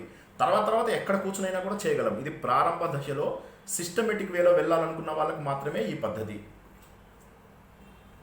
ఎందుకంటే చాలా చోట్ల అందరితో కలిపి ధ్యానాలు చేయించడాలు ఇవన్నీ చేయిస్తారు. అవి తప్ప ఒప్ప అనే మాట నేను ఇప్పుడు మాట్లాడడం సహజం కాదు, మంచిది కాదు. భగవంతుడు ఏం చెప్పాడో అది చెబుతున్నాను. ఏకాంత చిత్తుడవై ఏకాకివై ఎవరు లేని ప్రదేశంలో కూర్చుని మెత్తటి ఆసనం పైన మరీ ఎత్తు తక్కువ కాని ప్రదేశంలో కూర్చుని వెన్నెముక నిటారుగా, వెన్నెముక, గొంతు, కంఠము, ముఖము మూడు ఒకే స్ట్రైట్ లైన్లో వస్తూ ఈ భృకుటిని చూసుకుంటూ ధ్యానం చేయమన్నాడు. ఏదో ఒక ముద్రలో స్థిరం సుఖం ఆసనం, చక్కటి ఆసనంలో కదలకుండా కూర్చోవడం ద్వారా. తర్వాత ఏమవుతుందంటే మనకు భగవంతుడే మనకు పరమాగతి అందిస్తాడు అని చెప్పేసి ఒక మాట. సరే, భగవంతుడు పరమాగతి అందిస్తాడా లేకపోతే మన శ్రద్ధ, మన సాధనము మనకు తర్వాతి స్థాయిలోకి మనల్ని తీసుకెళ్తుందా అనేది మన పైన ఆధారపడి ఉంటుంది. వీటితో పాటు భగవంతుడు ఇంకా 2 చిన్న విషయాలు చెప్పాడు. అవి చెప్పి ఈరోజు కాపుకుందాం. ఇంకొక 2 తరగతులు పట్టే అవకాశం ఉంది. వచ్చే వారం చూసుకుందాం. నాకు రేపు మళ్ళీ సండే, మండే కూడా నాకు బిజీగా ఉండడం చూద్దాం. నేను రాగిణి మేడంతో కనుక్కుని అందరికీ అనువైన సమయంలో మళ్ళీ 3వ క్లాసు 4వ క్లాసు తీసుకుందాము. ఇప్పుడు భగవంతుడు చెప్పిన మరొక 2 విషయాలు చెప్పి ఈరోజుకి మనము ఆపుకుందాం. ఇక ఆహారం భగవంతుడు ఏం చెప్పాడంటే ఎవరైతే ఈ ఆహారాలలో గనక చక్కటి నియమాలు పాటించకపోతే, ఆహార విహారాలలో నియమం సరిగ్గా పాటించకపోతే, మనం చేస్తున్న కర్మలలో కంట్రోల్, నిగ్రహం లేకపోతే కష్టము. అలా ఆహార నియమాలు ఖచ్చితంగా ఉండాలి. కర్మలు మితంగా చేయాలి. చక్కటి నిద్రపోవాలి. ఇవి భగవంతుడు మనకు అందజేశాడు. చక్కగా నిద్రపోవాలి. నిద్ర ఎక్కువైనా, మరీ నిద్ర ఎక్కువైతే బద్ధకిష్టమైపోతాము. నిద్ర తక్కువైతే శరీరం సహకరించదు. కాబట్టి ఒక సిస్టమేటిక్ టైం లోపల పడుకుని సిస్టమేటిక్ టైం లోపల లేవడం అలవర్చుకోవాలి. అది మొదటిది. రెండవది, ఆహార విషయంలో శరీరంని 4 భాగాలు చేసి 2 భాగాలు ఆహారంతో, 1 భాగము నీటితోటి, 1 భాగము గాలి ప్రవహించడానికి వీలుగా, వాయువులు ప్రవహించడానికి వీలుగా ఉంచమని చెప్పేసి భగవంతుడు మనకు అందించాడు. ఇక నియత కర్మలలో ఏం చేస్తున్నాం మనము? ఏ కర్మ పడితే ఆ కర్మ చేయకూడదు. అంటే మనం ఈ ఆసనాలతో పాటు, ధ్యానంతో పాటు మనం సాధించవలసింది ఏంటంటే మనం తీసుకునే ఆహార నియమాలు కూడా మనకు ఉపయోగపడతాయి. మనం బాగా హెవీగా తినేసి ధ్యానానికి కూర్చుంటే నిద్రపోతాం, లేదా అనవసరంగా తింటే గ్యాస్ ప్రాబ్లమ్స్ వచ్చే ఛాన్స్ ఉంది. సో కాబట్టి మనకు ఆ ఎసిడిటీ, ఇది మనకు శరీరంలో ఉండకుండా సరిగ్గా అది మన శరీరానికి శక్తిని అందించాలి. మనను బాధ కూడా పెట్టకూడదు. మన పనులలో నియంత్రణ చేయకూడదు. సాధనని నియంత్రణ చేయకూడదు. అలా చేయకుండా మన కర్మలు కూడా నియంత్రించాలి. మన కర్మలు కూడా నియంత్రిస్తూ మన ఆహార నియమాలను సరిగ్గా పాటిస్తూ తిరిగే విషయాలలో కూడా అనవసరమైన విషయాలలో తిరగకుండా తగ్గించుకోవాలి. అంటే ఆత్మకు దూరంగా బహిర్గతంగా ఉండకుండా అంతర్గతంగా ఉండడానికి మన సాధన అవసరము అన్న విషయాన్ని భగవంతుడు తెలియజేశాడు. అప్పుడు ఏం జరుగుతుంది? అన్న విషయాలని మనం తర్వాత తరగతులలో తెలుసుకుంటాము. దీనికి రకరకాల సంస్థలు ఏ విధంగా దీన్ని ప్రమోట్ చేస్తున్నాయి, ఏ విధంగా దీన్ని ప్రాచుర్యంలోకి తెచ్చాయి, అందులో మనకు ఉపయుక్తమయ్యేది ఏమిటి, ఇది వచ్చే వారం తెలుసుకుంటాం. ఈ వారం మరోసారి సమ్మరీ ఏంటంటే, అర్జునుడి విషాదానికి కర్మయోగము ముఖ్యము. ఆ కర్మయోగంలో చివరి భాగము 5వ అధ్యాయంలో నేర్చుకున్నాము. ఈ కర్మ నేను చేయడం లేదు అనే భావన వరకు రావాలి, అంటే నిష్కామ కర్మ చేస్తూ ఈ కర్తృత్వ భావనను కూడా వదలాలి అనేది 5వ అధ్యాయంలో తెలుసుకున్నాం. 4వ అధ్యాయంలో ఎన్ని రకాల కర్మలు చేయవచ్చు యజ్ఞ రూపంలో అన్నది 12 రకాలుగా అని తెలుసుకున్నాము. 3వ అధ్యాయంలో అసలు కర్మ ఎందుకు చేస్తున్నాడు, కర్మ చేయాలా లేదా అన్న విషయాన్ని తెలుసుకున్నాము. 6వ అధ్యాయంలో కర్మ అంతా చక్కగా చేయడం వల్ల కర్మయోగి అయ్యావు, నువ్వు కర్మయోగి అవ్వడం వల్ల చెత్తని బయట పారేశావు, ఇప్పుడు ఆ మనస్సుని నిలుపుకో, మనస్సు క్లియర్ అయింది, ఇప్పుడు మనస్సు చాలా సంతోషంగా ఉంది, కానీ ఆ ఆలోచనలను నిలుపుకో. ఆ ఆలోచనలను నిలుపుకోవడమే ధ్యానము. ఈ ధ్యానం చేయడానికి ఈ కర్మయోగిగా చేసినప్పుడు ఉన్నటువంటి యమ నియమ ఆసన ప్రాణాయామ ప్రత్యాహారం అని 5 ఆయుధాలు ఉపయోగపడతాయి. ఆ ఆయుధాలు ఏవైతే ఉన్నాయో అవి ఏకాగ్రతకు సాధనాలు. యమము, నియమము, ఆసనము, ప్రాణాయామము, ప్రత్యాహారము. ధారణ, ధ్యానము, సమాధి అనేవి నిజమైన ఏకాగ్రతలు. అవి ఎలా సాధించాలి అనేది భగవంతుడు చెబుతూ మనం అంతర్ముఖులం అవ్వాలి. కర్మయోగం ద్వారా బయట ఉన్న విషయాలని మనం పూర్తిగా తగ్గించుకున్నాము. ఇప్పుడు అంతర్ముఖమైనటువంటి ప్రయాణాన్ని మనం చేయాలి, ఇన్వర్డ్ జర్నీ చేయాలి. ఆ ఇన్వర్డ్ జర్నీ చేయడం కోసం అని చెప్పేసి మనము ధ్యానం ఎలా చేయాలి, దానికి భగవంతుడు ఏమంటాడంటే, నువ్వు నిలకడగా నుండి కూర్చుని వెన్నెముక, మెడ, కంఠము స్ట్రైట్గా పెట్టుకుని మెత్తటి ఆసనం పైన మరీ ఎత్తు తక్కువ కాని దగ్గర కూర్చుని ప్రాణాయామం చేస్తూ ఈ బ్రుకుటిపై కానీ నాసాగ్రంపై కానీ ధ్యాసను పెట్టి చూసుకో. శరీరం కదలకూడదు, దిక్కులు చూడకూడదు. వీటితో పాటు చక్కటి ఆహార నియమాలు పాటించాలి. మనం చేసే పనులు అనవసరంగా బహిర్గతమైనవి చేయకూడదు. నిద్ర సరిగ్గా పోవాలి. చాలా సులభమైన విషయాలే భగవంతుడు మనకు తెలియజేశాడు. ఇది ఈ రోజు నుంచి మనకు ప్రాక్టీస్కి అవసరం కాబట్టి ఇంట్లోపల దయచేసి మీరు పాదం ఏమైనా చేస్తుంటే వాటిలో మీరు కంఫర్టబుల్గా ఉంటే please continue with that, absolutely no problem. However ఒక సిస్టమేటిక్ వేలో చేయాలంటే భగవంతుడు చెప్పిన ఈ పద్ధతిని పాటించండి. ఇలాగ స్ట్రైట్గా కూర్చుని ఒకే ఆసనంలో కూర్చుని స్థిరం సుఖం ఆసనం 5 నిమిషాలు, 10 నిమిషాలు, 15 నిమిషాలు కదలనంత వరకు కూర్చోండి. కదలాక యు ఆర్ అవుట్, బయటకు వచ్చేసేయండి. ఇంత మాత్రమే ప్రాక్టీస్ చేయండి. ధ్యానం చేయక్కర్లే, దేవుడి గురించి ఆలోచించక్కర్లే, పిచ్చి పిచ్చి ఆలోచనలు వస్తే రానియండి. మీరు రియాక్ట్ అవ్వద్దు. ఆలోచనలు వచ్చినా సరే యూ డోంట్ రియాక్ట్. ప్రతిచర్యలు ఉండకూడదు, అంతే. ఆలోచనలు రానియండి, పోనీయండి. సమయము పొద్దున పూట ఏకాంతంగా ఒక మూల చక్కగా కూర్చుని ఎవరు మనని డిస్టర్బ్ చేయనటువంటి ప్రదేశంలో కూర్చుని చేయండి.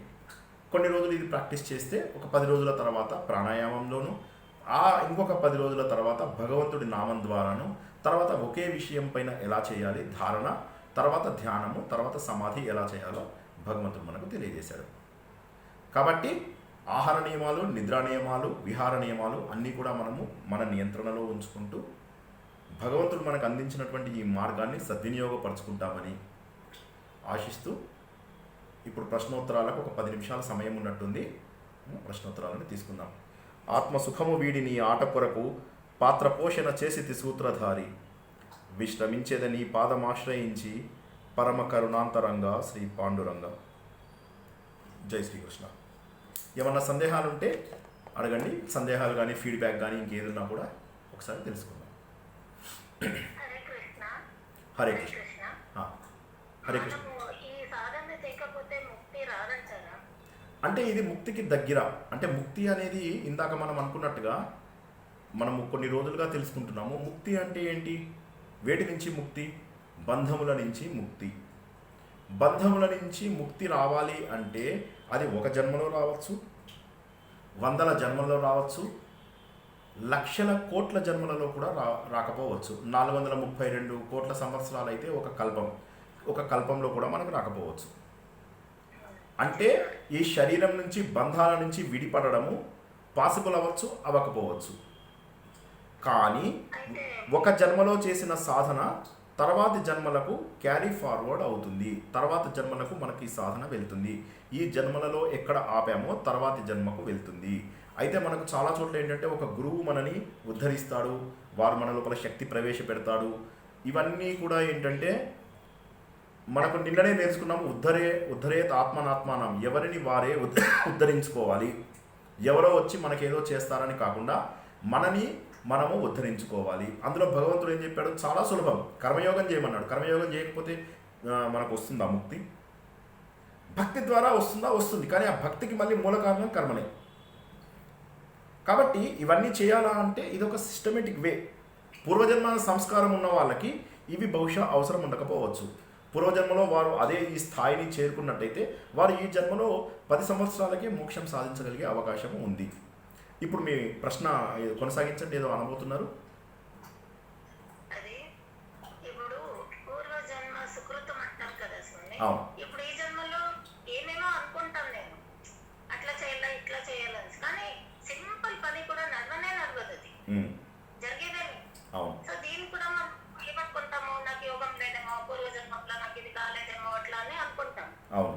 సో ప్రతి మన జన్మలోనూ మనకు దేవుడు నడిపించేట్లు కీలు బొమ్మలు మనం అంతే కదా. కాదు కాదు కాదు కాదు అది ఆ ఒక్క మాట దగ్గర నేను కొద్దిగా ఆపాలి మిమ్మల్ని. ఎందుకంటే నిన్న మొన్న ప్రతిరోజు మనం తెలుసుకుంటున్నాం ఏంటంటే 2 విషయాలు. ఒకటేంటంటే మన ప్రారంధం, అది మారదు. రెండవది ఫ్రీ విల్, ఏదైతే మన సంకల్ప బలం అంటారో అది ఫ్రీ విల్ అంటారు. సంకల్ప బలం ద్వారా కొన్ని మార్చుకోవచ్చు. ఇది కేవలం మనుష్యులకు మాత్రమే ఉన్నది.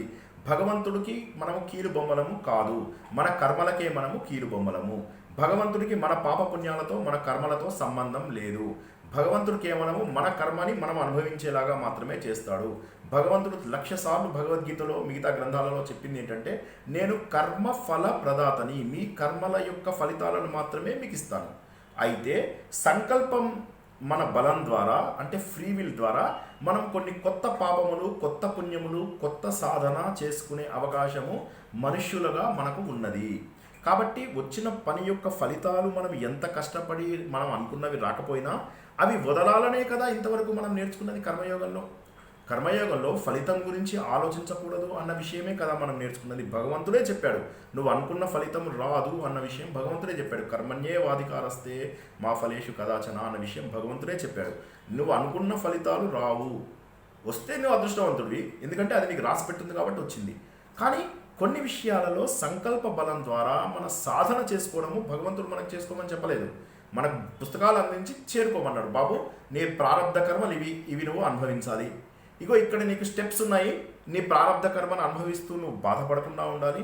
ప్రారంధ కర్మను అనుభవిస్తూ కూడా నువ్వు ఎదగాలి, సాధన చేయాలి. సాధన చేయడం ద్వారా తర్వాతి జన్మలలో మరింత సులభంగా మోక్షము సాధించవచ్చు. కాబట్టి భగవంతుడి చేతుల్లో మనం కీలుబొమ్మలం కాదు, మన కర్మలకు మనం కీలుబొమ్మలము. ఆ కర్మలు చేసేది మనమే. భగవంతుడు మనతో కర్మలు చేయించడు. భగవంతుడికి ఏ విషయము అంటదు. మనకు మాత్రమే మన కర్మలు అంటుతాయి. మన కర్మలు భగవంతుడికి ఉండవు.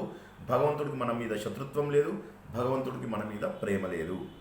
కాబట్టి మనం చేసే పూజలు, పునస్కారాలు, ఆచారాలు, కర్మయోగము, ధ్యానయోగము ఇవన్నీ మనము ఉద్ధరించుకోవడానికి మాత్రమే. ఎవరు మనను ఉద్ధరించరు. నిన్న మనము ఈ విషయాన్ని తెలుసుకుంటున్నప్పుడు ఏమనుకున్నామంటే, అన్నము ఒకడు మనకు వడ్డించగలరు, అన్నం తినడం మన బాధ్యత. అదేవిధంగా సాధన చేయడం మన బాధ్యత. గురువులు కానీ ఎవరైనా కానీ ఒక స్టేజ్ వరకు మాత్రము మనను డైరెక్షన్ ఇస్తారు, కానీ అందులో నడిచే బాధ్యత మనది. మనను మార్గంలో పెట్టడమే ప్రపంచంలో గురువులు, శాస్త్రాల యొక్క పరిధి.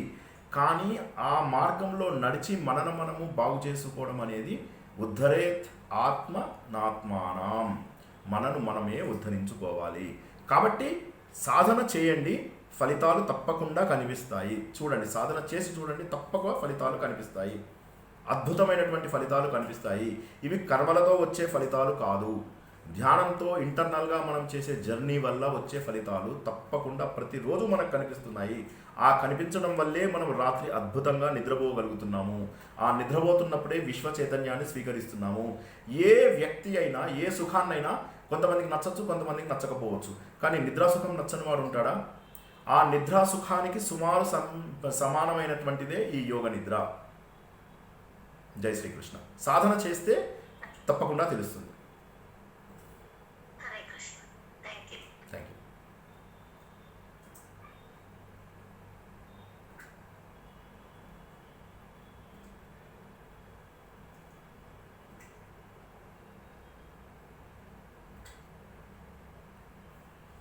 ఇంకా ఎవరికైనా ఏమన్నా ప్రశ్నలు ఉన్నాయా? సుమారుగా 1 hour 10 minutes దాటిపోయింది. ఇంకొక 5 నిమిషాల సమయం ఉంది. ఇంకేమన్నా ప్రశ్నలు ఉంటే తీసుకుందాం. జై శ్రీకృష్ణ గురూజీ. జై శ్రీకృష్ణ మేడం. నా పేరు రాధిక అండి నా పేరు. ఇప్పుడు మనము గుడికి వెళ్తాం కదా గురూజీ, అక్కడ మన సంకల్పం చెప్పిన తర్వాత కోరికలు కోరుకోమని చెప్తారు. అవి మరి నెరవేరుతాయి నెరవేరే అనేవి మన కర్మల పైన ఆధారపడి ఉంటాయి కదా. మరి దీనికి మీ వివరణ ఏంటి గురూజీ? అవును. అయితే ఇక్కడ 2 రకాల కర్మలు ఉంటాయి. ఒకటేమో సకామ కర్మలు, ఇంకోమో నిష్కామ కర్మలు. సకామ కర్మలలో కొన్ని ఏవైతే మన ప్రారంధంతో సంబంధం లేని, మనిషికి ఒక్కడికే ఈ అవకాశం ఉంది, మరోసారి చెప్తున్నాను, మన ప్రారంధంతో సంబంధం లేని కర్మలలో కోరికలు తప్పకుండా తీరుతాయి. రెండవది కండిషనల్ కర్మలు అని ఉంటాయి. కండిషనల్ కర్మలు అంటే ఏంటంటే మనకు వచ్చిన గండాలు, మనకు వచ్చినటువంటి కొన్ని ప్రత్యేక పరిస్థితులు, అవి మనము తప్పించుకోవడానికి కూడా ఈ సకామ కర్మలు అంటే కోరికలతో కోరుకునే కర్మలు తీరుతాయి. కానీ భగవంతుని కోరిన ప్రతి కోరిక తీరేటట్టయితే ప్రపంచం లోపల ఈ బాధలు కష్టాలు ఉండవు. కోరిక కోరుకోవడంలో తప్పులేదు, కానీ కోరిక కోరుకోకూడదనే భగవంతుడు చెబుతున్నాడు. నిష్కామ కర్మ చేయండి అని భగవంతుడే చెబుతున్నాడు. కాబట్టి వీలైనంత వరకు కోరిక కోరుకోకూడదు. పిల్లల విషయంలో కోరిక కోరుకోవడం సహజం, కోరుకోవచ్చు. మన బాధ్యత విషయంలో కోరుకోవడం సహజము. అంతకు మించి కోరికలు పెంచుకోవడము అంటే 90 ఏళ్ళు వచ్చిన తర్వాత కూడా నా మునిమనవాడికి ఐసిఐసిఐ బ్యాంక్లో వచ్చింది, హెచ్డిఎఫ్సిలో బ్యాంక్లో రాని దేవుడా అని కోరుకుంటే దేవుడు అప్పుడు స్వర్గలోకం తీసుకెళ్ళి ఆ చెంప ఈ చెంప వాయిస్తాడు. 90 ఏళ్ళకి నీకు మునిమన వల్ల క్యారియర్ కోసం నువ్వు కోరికలు కోరుకోవాలా అని. సో కాబట్టి కోరికలలో కూడా ఒక అర్హత ఉన్న కోరిక, ధర్మబద్ధమైన కోరికలలో మన ప్రారంధాన్ని క్రాష్ చేయని కోరికలు తప్పకుండా తీరుతాయి. అయితే ఆ కోరిక ఏదైతే మనం సకామం కోరికతో చేస్తున్నామో ఆ కర్మని పూర్తి నిష్ఠతో చేయాలి. కేవలము పూజారి సంకల్పం చెప్పినందువల్ల అది జరగదు. అది మనము పూర్తి నిష్ఠతో చేయాలి. సకామ కర్మలు ఏవైతే ఉంటాయో అవి మనం నిష్ఠతో చేయకపోతే వ్యతిరేక ఫలితాలు ఇచ్చే అవకాశాలు కూడా ఉన్నాయి. కాబట్టి కోరిక కోరకుండా చేస్తే బెటర్. కోరిక కోరుకున్నప్పుడు చాలా కష్టపడి నియమ నిబద్ధలతోటి శుచి శుభ్రతతోటి పాటించాలి, అంతే. అది మటుకు కంపల్సరీ. అది పాటించకపోతే ఆ కోరిక తీరదు సరిగదా. ఆ కోరిక కోరుకున్నందుకని అది వ్యతిరేక ఫలితాలు కూడా వచ్చే అవకాశం ఉంది.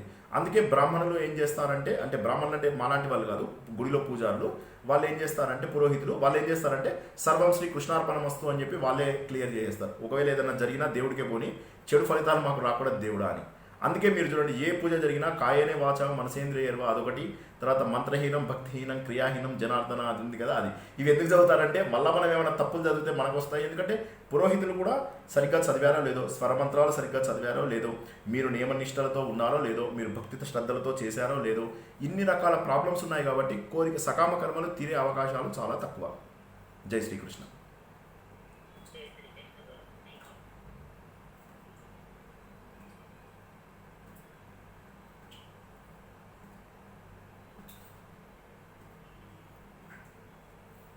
ఇంకొక 2-3 నిమిషాలు ఉంది. జై శ్రీకృష్ణ చెప్పండి. సార్, పిల్లలతో ధ్యానం చేయించవచ్చా? ఒకవేళ వాళ్ళకి అలవాటు చేయించాలంటే ఏ విధంగా చేయించాలి? అంటే వాళ్ళ కెరియర్కి ఫ్యూచర్లో కెరియర్కి బాగా ఉపయోగపడుతుంది కదా, వాళ్ళతో చేయించాలంటే ఏం చేయాలి? ఇప్పుడు నేను చెప్పినట్టుగానే ఏకాగ్రత అనేది ఏదైతే ఉందో మనకు చాలాసార్లు ఏమవుతుందంటే, ఇప్పుడు సినిమా చూస్తున్నప్పుడు ఏకాగ్రత వస్తుంది. అలాగే ఏమన్నా అనవసరమైన విషయాలు మాట్లాడుతున్నప్పుడు ఏకాగ్రత, ఒకే విషయంపై ఆలోచించే శక్తి వస్తుంది. కానీ అవి ఏమవుతాయంటే మనకు అనవసరమైన ఆలోచనలను ఇస్తాయి. దాని బదులు వాటిని పోగొట్టుకోవడం కోసం అని చెప్పేసి పొద్దున పూట తర్వాత సాయంత్రము వీలైనంత వరకు వారిని కనీసం రోజుకు 2 పూటల పాటు ధ్యానం చేయించడం, అంటే భగవంతుడి నామం సరిపోతుంది. అంటే పిల్లలకి ఇప్పుడు నేను చెప్పినవి చేయడము ఒకటి, యోగాసనాలు ప్రాణాయామాలు అని మనం ఇందాక ఏవైతే చెప్పుకున్నామో యమ నియమాలు పాటించడం, అహింస అపరిగ్రహము, ఇవన్నీ కూడా మెట్లే అని ఇందాక అనుకున్నాం కదా.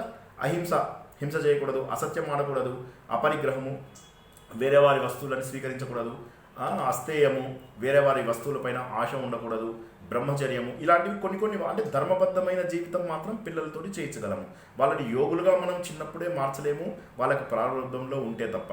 కానీ వారు ధర్మబద్ధమైన జీవితం చేయడం అనేది సహజం. ఎందుకంటే మన జీవితం 4 భాగాలు. మొదటి భాగాన్ని బ్రహ్మచర్యం అంటారు, తర్వాత దాన్ని గృహస్థం అంటారు, తర్వాత వానప్రస్థం, తర్వాత సన్యాసం. ఈ గృహస్థాశ్రమం బ్రహ్మచర్య ఆశ్రమంలో మొదటి 25 ఏళ్ల పాటు విద్యాబుద్ధులు ధర్మబద్ధమైన జీవితం నేర్చుకుంటాము. కాబట్టి ఈ ధ్యానానికి సంబంధించిన, ఏకాగ్రతకు సంబంధించిన ధర్మ నియమాలు, ఇందాక చెప్పిన యమ నియమాలు, ఆసన ప్రాణాయామాలు వారికి నేర్పిస్తే వారు ఏకాగ్రత తర్వాత నేర్చుకునే అవకాశం ఉంది. క్రమక్రమంగా వారే ఏకాగ్రతకు కూడా వస్తారు. ధారణ, ధ్యాన, సమాధి స్థాయికి వారి వారి శ్రద్ధాశక్తుల బట్టి వస్తారు. కానీ మొదట్లో వారితోటి ధర్మబద్ధమైన జీవితం, యమము, నియమము, శుచి, శుభ్రత, సంతోషము, ఎప్పుడు చదువుకుంటూ ఉండడం, స్వాధ్యాయము, భగవంతుడికి దండం పెట్టడం, ఈశ్వర ప్రణిధానము, జరిగిన ఫలితాలను, చెడు ఫలితాలు వచ్చినప్పుడు చూడన్నా ఇవి నీ చేతుల్లో లేవు, భగవంతుడికి అర్పించు. ఇలా క్రమబద్ధంలో వారి ఆలోచన సరళిలో మనం మార్పు తేవడం ద్వారా వారి లోపల మొదటి 5 మెట్లు ఎక్కే అవకాశం చాలా సులభము. 6, 7, 8 మెట్లు ఏవైతే ఉన్నాయో అది వారి ప్రత్యేక సాధన. గృహస్థాశ్రమం, వానప్రస్థాశ్రమంలో వారు చేసుకుంటారు. జై శ్రీకృష్ణ. జై శ్రీకృష్ణ గురూజీ. ఇప్పుడు కొంతమంది పిల్లలు అంటే ఎవరో ఎందుకండి, మా బాబే చెప్పి వినడు, గుడికి రమ్మంటే వస్తాడు, దండం పెట్టుకోమంటే పెట్టుకుంటాడు, నా బలవంతం పైన. మరి అలాంటి వాళ్ళకి ఇలా ధ్యానం చేయించమని ఎలా చెప్పేది? అందుకే ధ్యానం కాకుండా ధర్మబద్ధమైన జీవితం అని చెప్పాను. చిన్నపిల్లలందరికీ కూడా ధర్మబద్ధమైన జీవితమే నేర్పాలి. అంటే కనీసం వాళ్ళు దేవుడు ఇష్టం లేదు అంటే సరే పర్వాలేదు, దేవుడేమి తనని కోరుకోమని అనలేదు. 2 నిమిషాలు టైం ఉంది, దేవుడు మనం కోరికలు కోరుకోమని ప్రత్యేకంగా చెప్పలేదు కదా. దేవుడు ఏమన్నాడంటే ధర్మబద్ధమైన జీవితాన్ని నడపమన్నాడు. ఆ ధర్మబద్ధమైన జీవితం ఏంటంటే అహింస, అసత్యం ఆడకుండా ఉండడము, దేశానికి సేవ చేయడము, మంచి పనులు చేయడము, ఇవన్నీ కనీసం వాళ్ళు చేయగలరు కదా. దేవుడు అంటే వారికి ఇష్టం లేకపోయినా అబద్ధం ఆడకుండా ఉండగలరు కదా, అహింస చేయకుండా ఉండగలరు కదా, తర్వాత వేరే వాళ్ళ వస్తువులు దొంగతనం చేయకుండా, గిఫ్ట్లు లేకుండా తీసుకోగలరు. ఇలాంటి పనులు చేయిస్తే సరిపోతుంది వాళ్ళతోటి. ధర్మబద్ధమైన జీవితమే అన్నిటికీ ఆధారము. ధర్మమైనటువంటి బేస్మెంట్ మీదనే హిందూ మతం నిలబడింది. కాబట్టి చిన్నపిల్లలు దేవుడికి దండం పెట్టుకోకపోతే ఏమీ మొహమాట పడకండి, ఏం ప్రాబ్లం లేదు. వారికి చెప్పండి, వాళ్ళు వినకపోయినా ధర్మబద్ధమైన జీవితంలో మాత్రం నడిచేలాగా చేయండి. అది ధర్మబద్ధమైన జీవితం అన్నిటికీ పునాది. అందులో వాళ్ళు వెళ్తే సరిపోతుంది. ఎవరి పిల్లలైనా సరే 30 ఏళ్ళు వచ్చినా సరే వాళ్ళు దేవుడికి దండం పెట్టకపోతే నో ప్రాబ్లం. సరే నాన్న, దేశ సేవ చేయి, లోకహితం కోసం పనులు చేయి, అవే కదా మనం కర్మయోగంలో నేర్చుకున్నది. కర్మయోగంలో భగవంతుడి గురించి ఎప్పుడు వచ్చింది? వచ్చినదంతా కూడా మనకు కర్మ ఎలా చేయాలి, నిష్కామ కర్మ, ఇవే తెలుసుకున్నాం కదా. కాబట్టి ధర్మబద్ధమైన జీవితమే అన్నిటికీ ముఖ్యము. అది చేయమని చెప్తే సరిపోతుంది. అబద్ధాలు ఆడకుండా, అహింస చేయకుండా, ఎవరి వస్తువులు దొంగిలించకుండా ధర్మబద్ధంగా ఉంటే సరిపోతుంది. జై శ్రీకృష్ణ. ఈరోజు మీ అందరి చక్కటి ప్రశ్నలకు సంతోషం అనిపించింది. తర్వాత వచ్చే వారము ఇంకా ఎన్నో గొప్ప విషయాలు తెలుసుకుంటాము. ఇప్పటికీ కేవలం సగం అధ్యాయం మాత్రమే అయింది. బహుశా ఇంకొక 2-3 రోజులు పట్టవచ్చేమో మిగతావన్నీ తెలుసుకోవడానికి. వీలుంటే ఒకరోజు సాధన కూడా చేసుకుందామని అనుకున్నాం కదా, అది కూడా చూద్దాం. టైము నేను రాగిణి మేడంతో ఒకసారి మళ్ళీ మాట్లాడి తర్వాత స్కెడ్యూల్ మనము డిసైడ్ చేసుకుందాము. మరోసారి మీ అందరికీ వందనాలు. జై శ్రీకృష్ణ.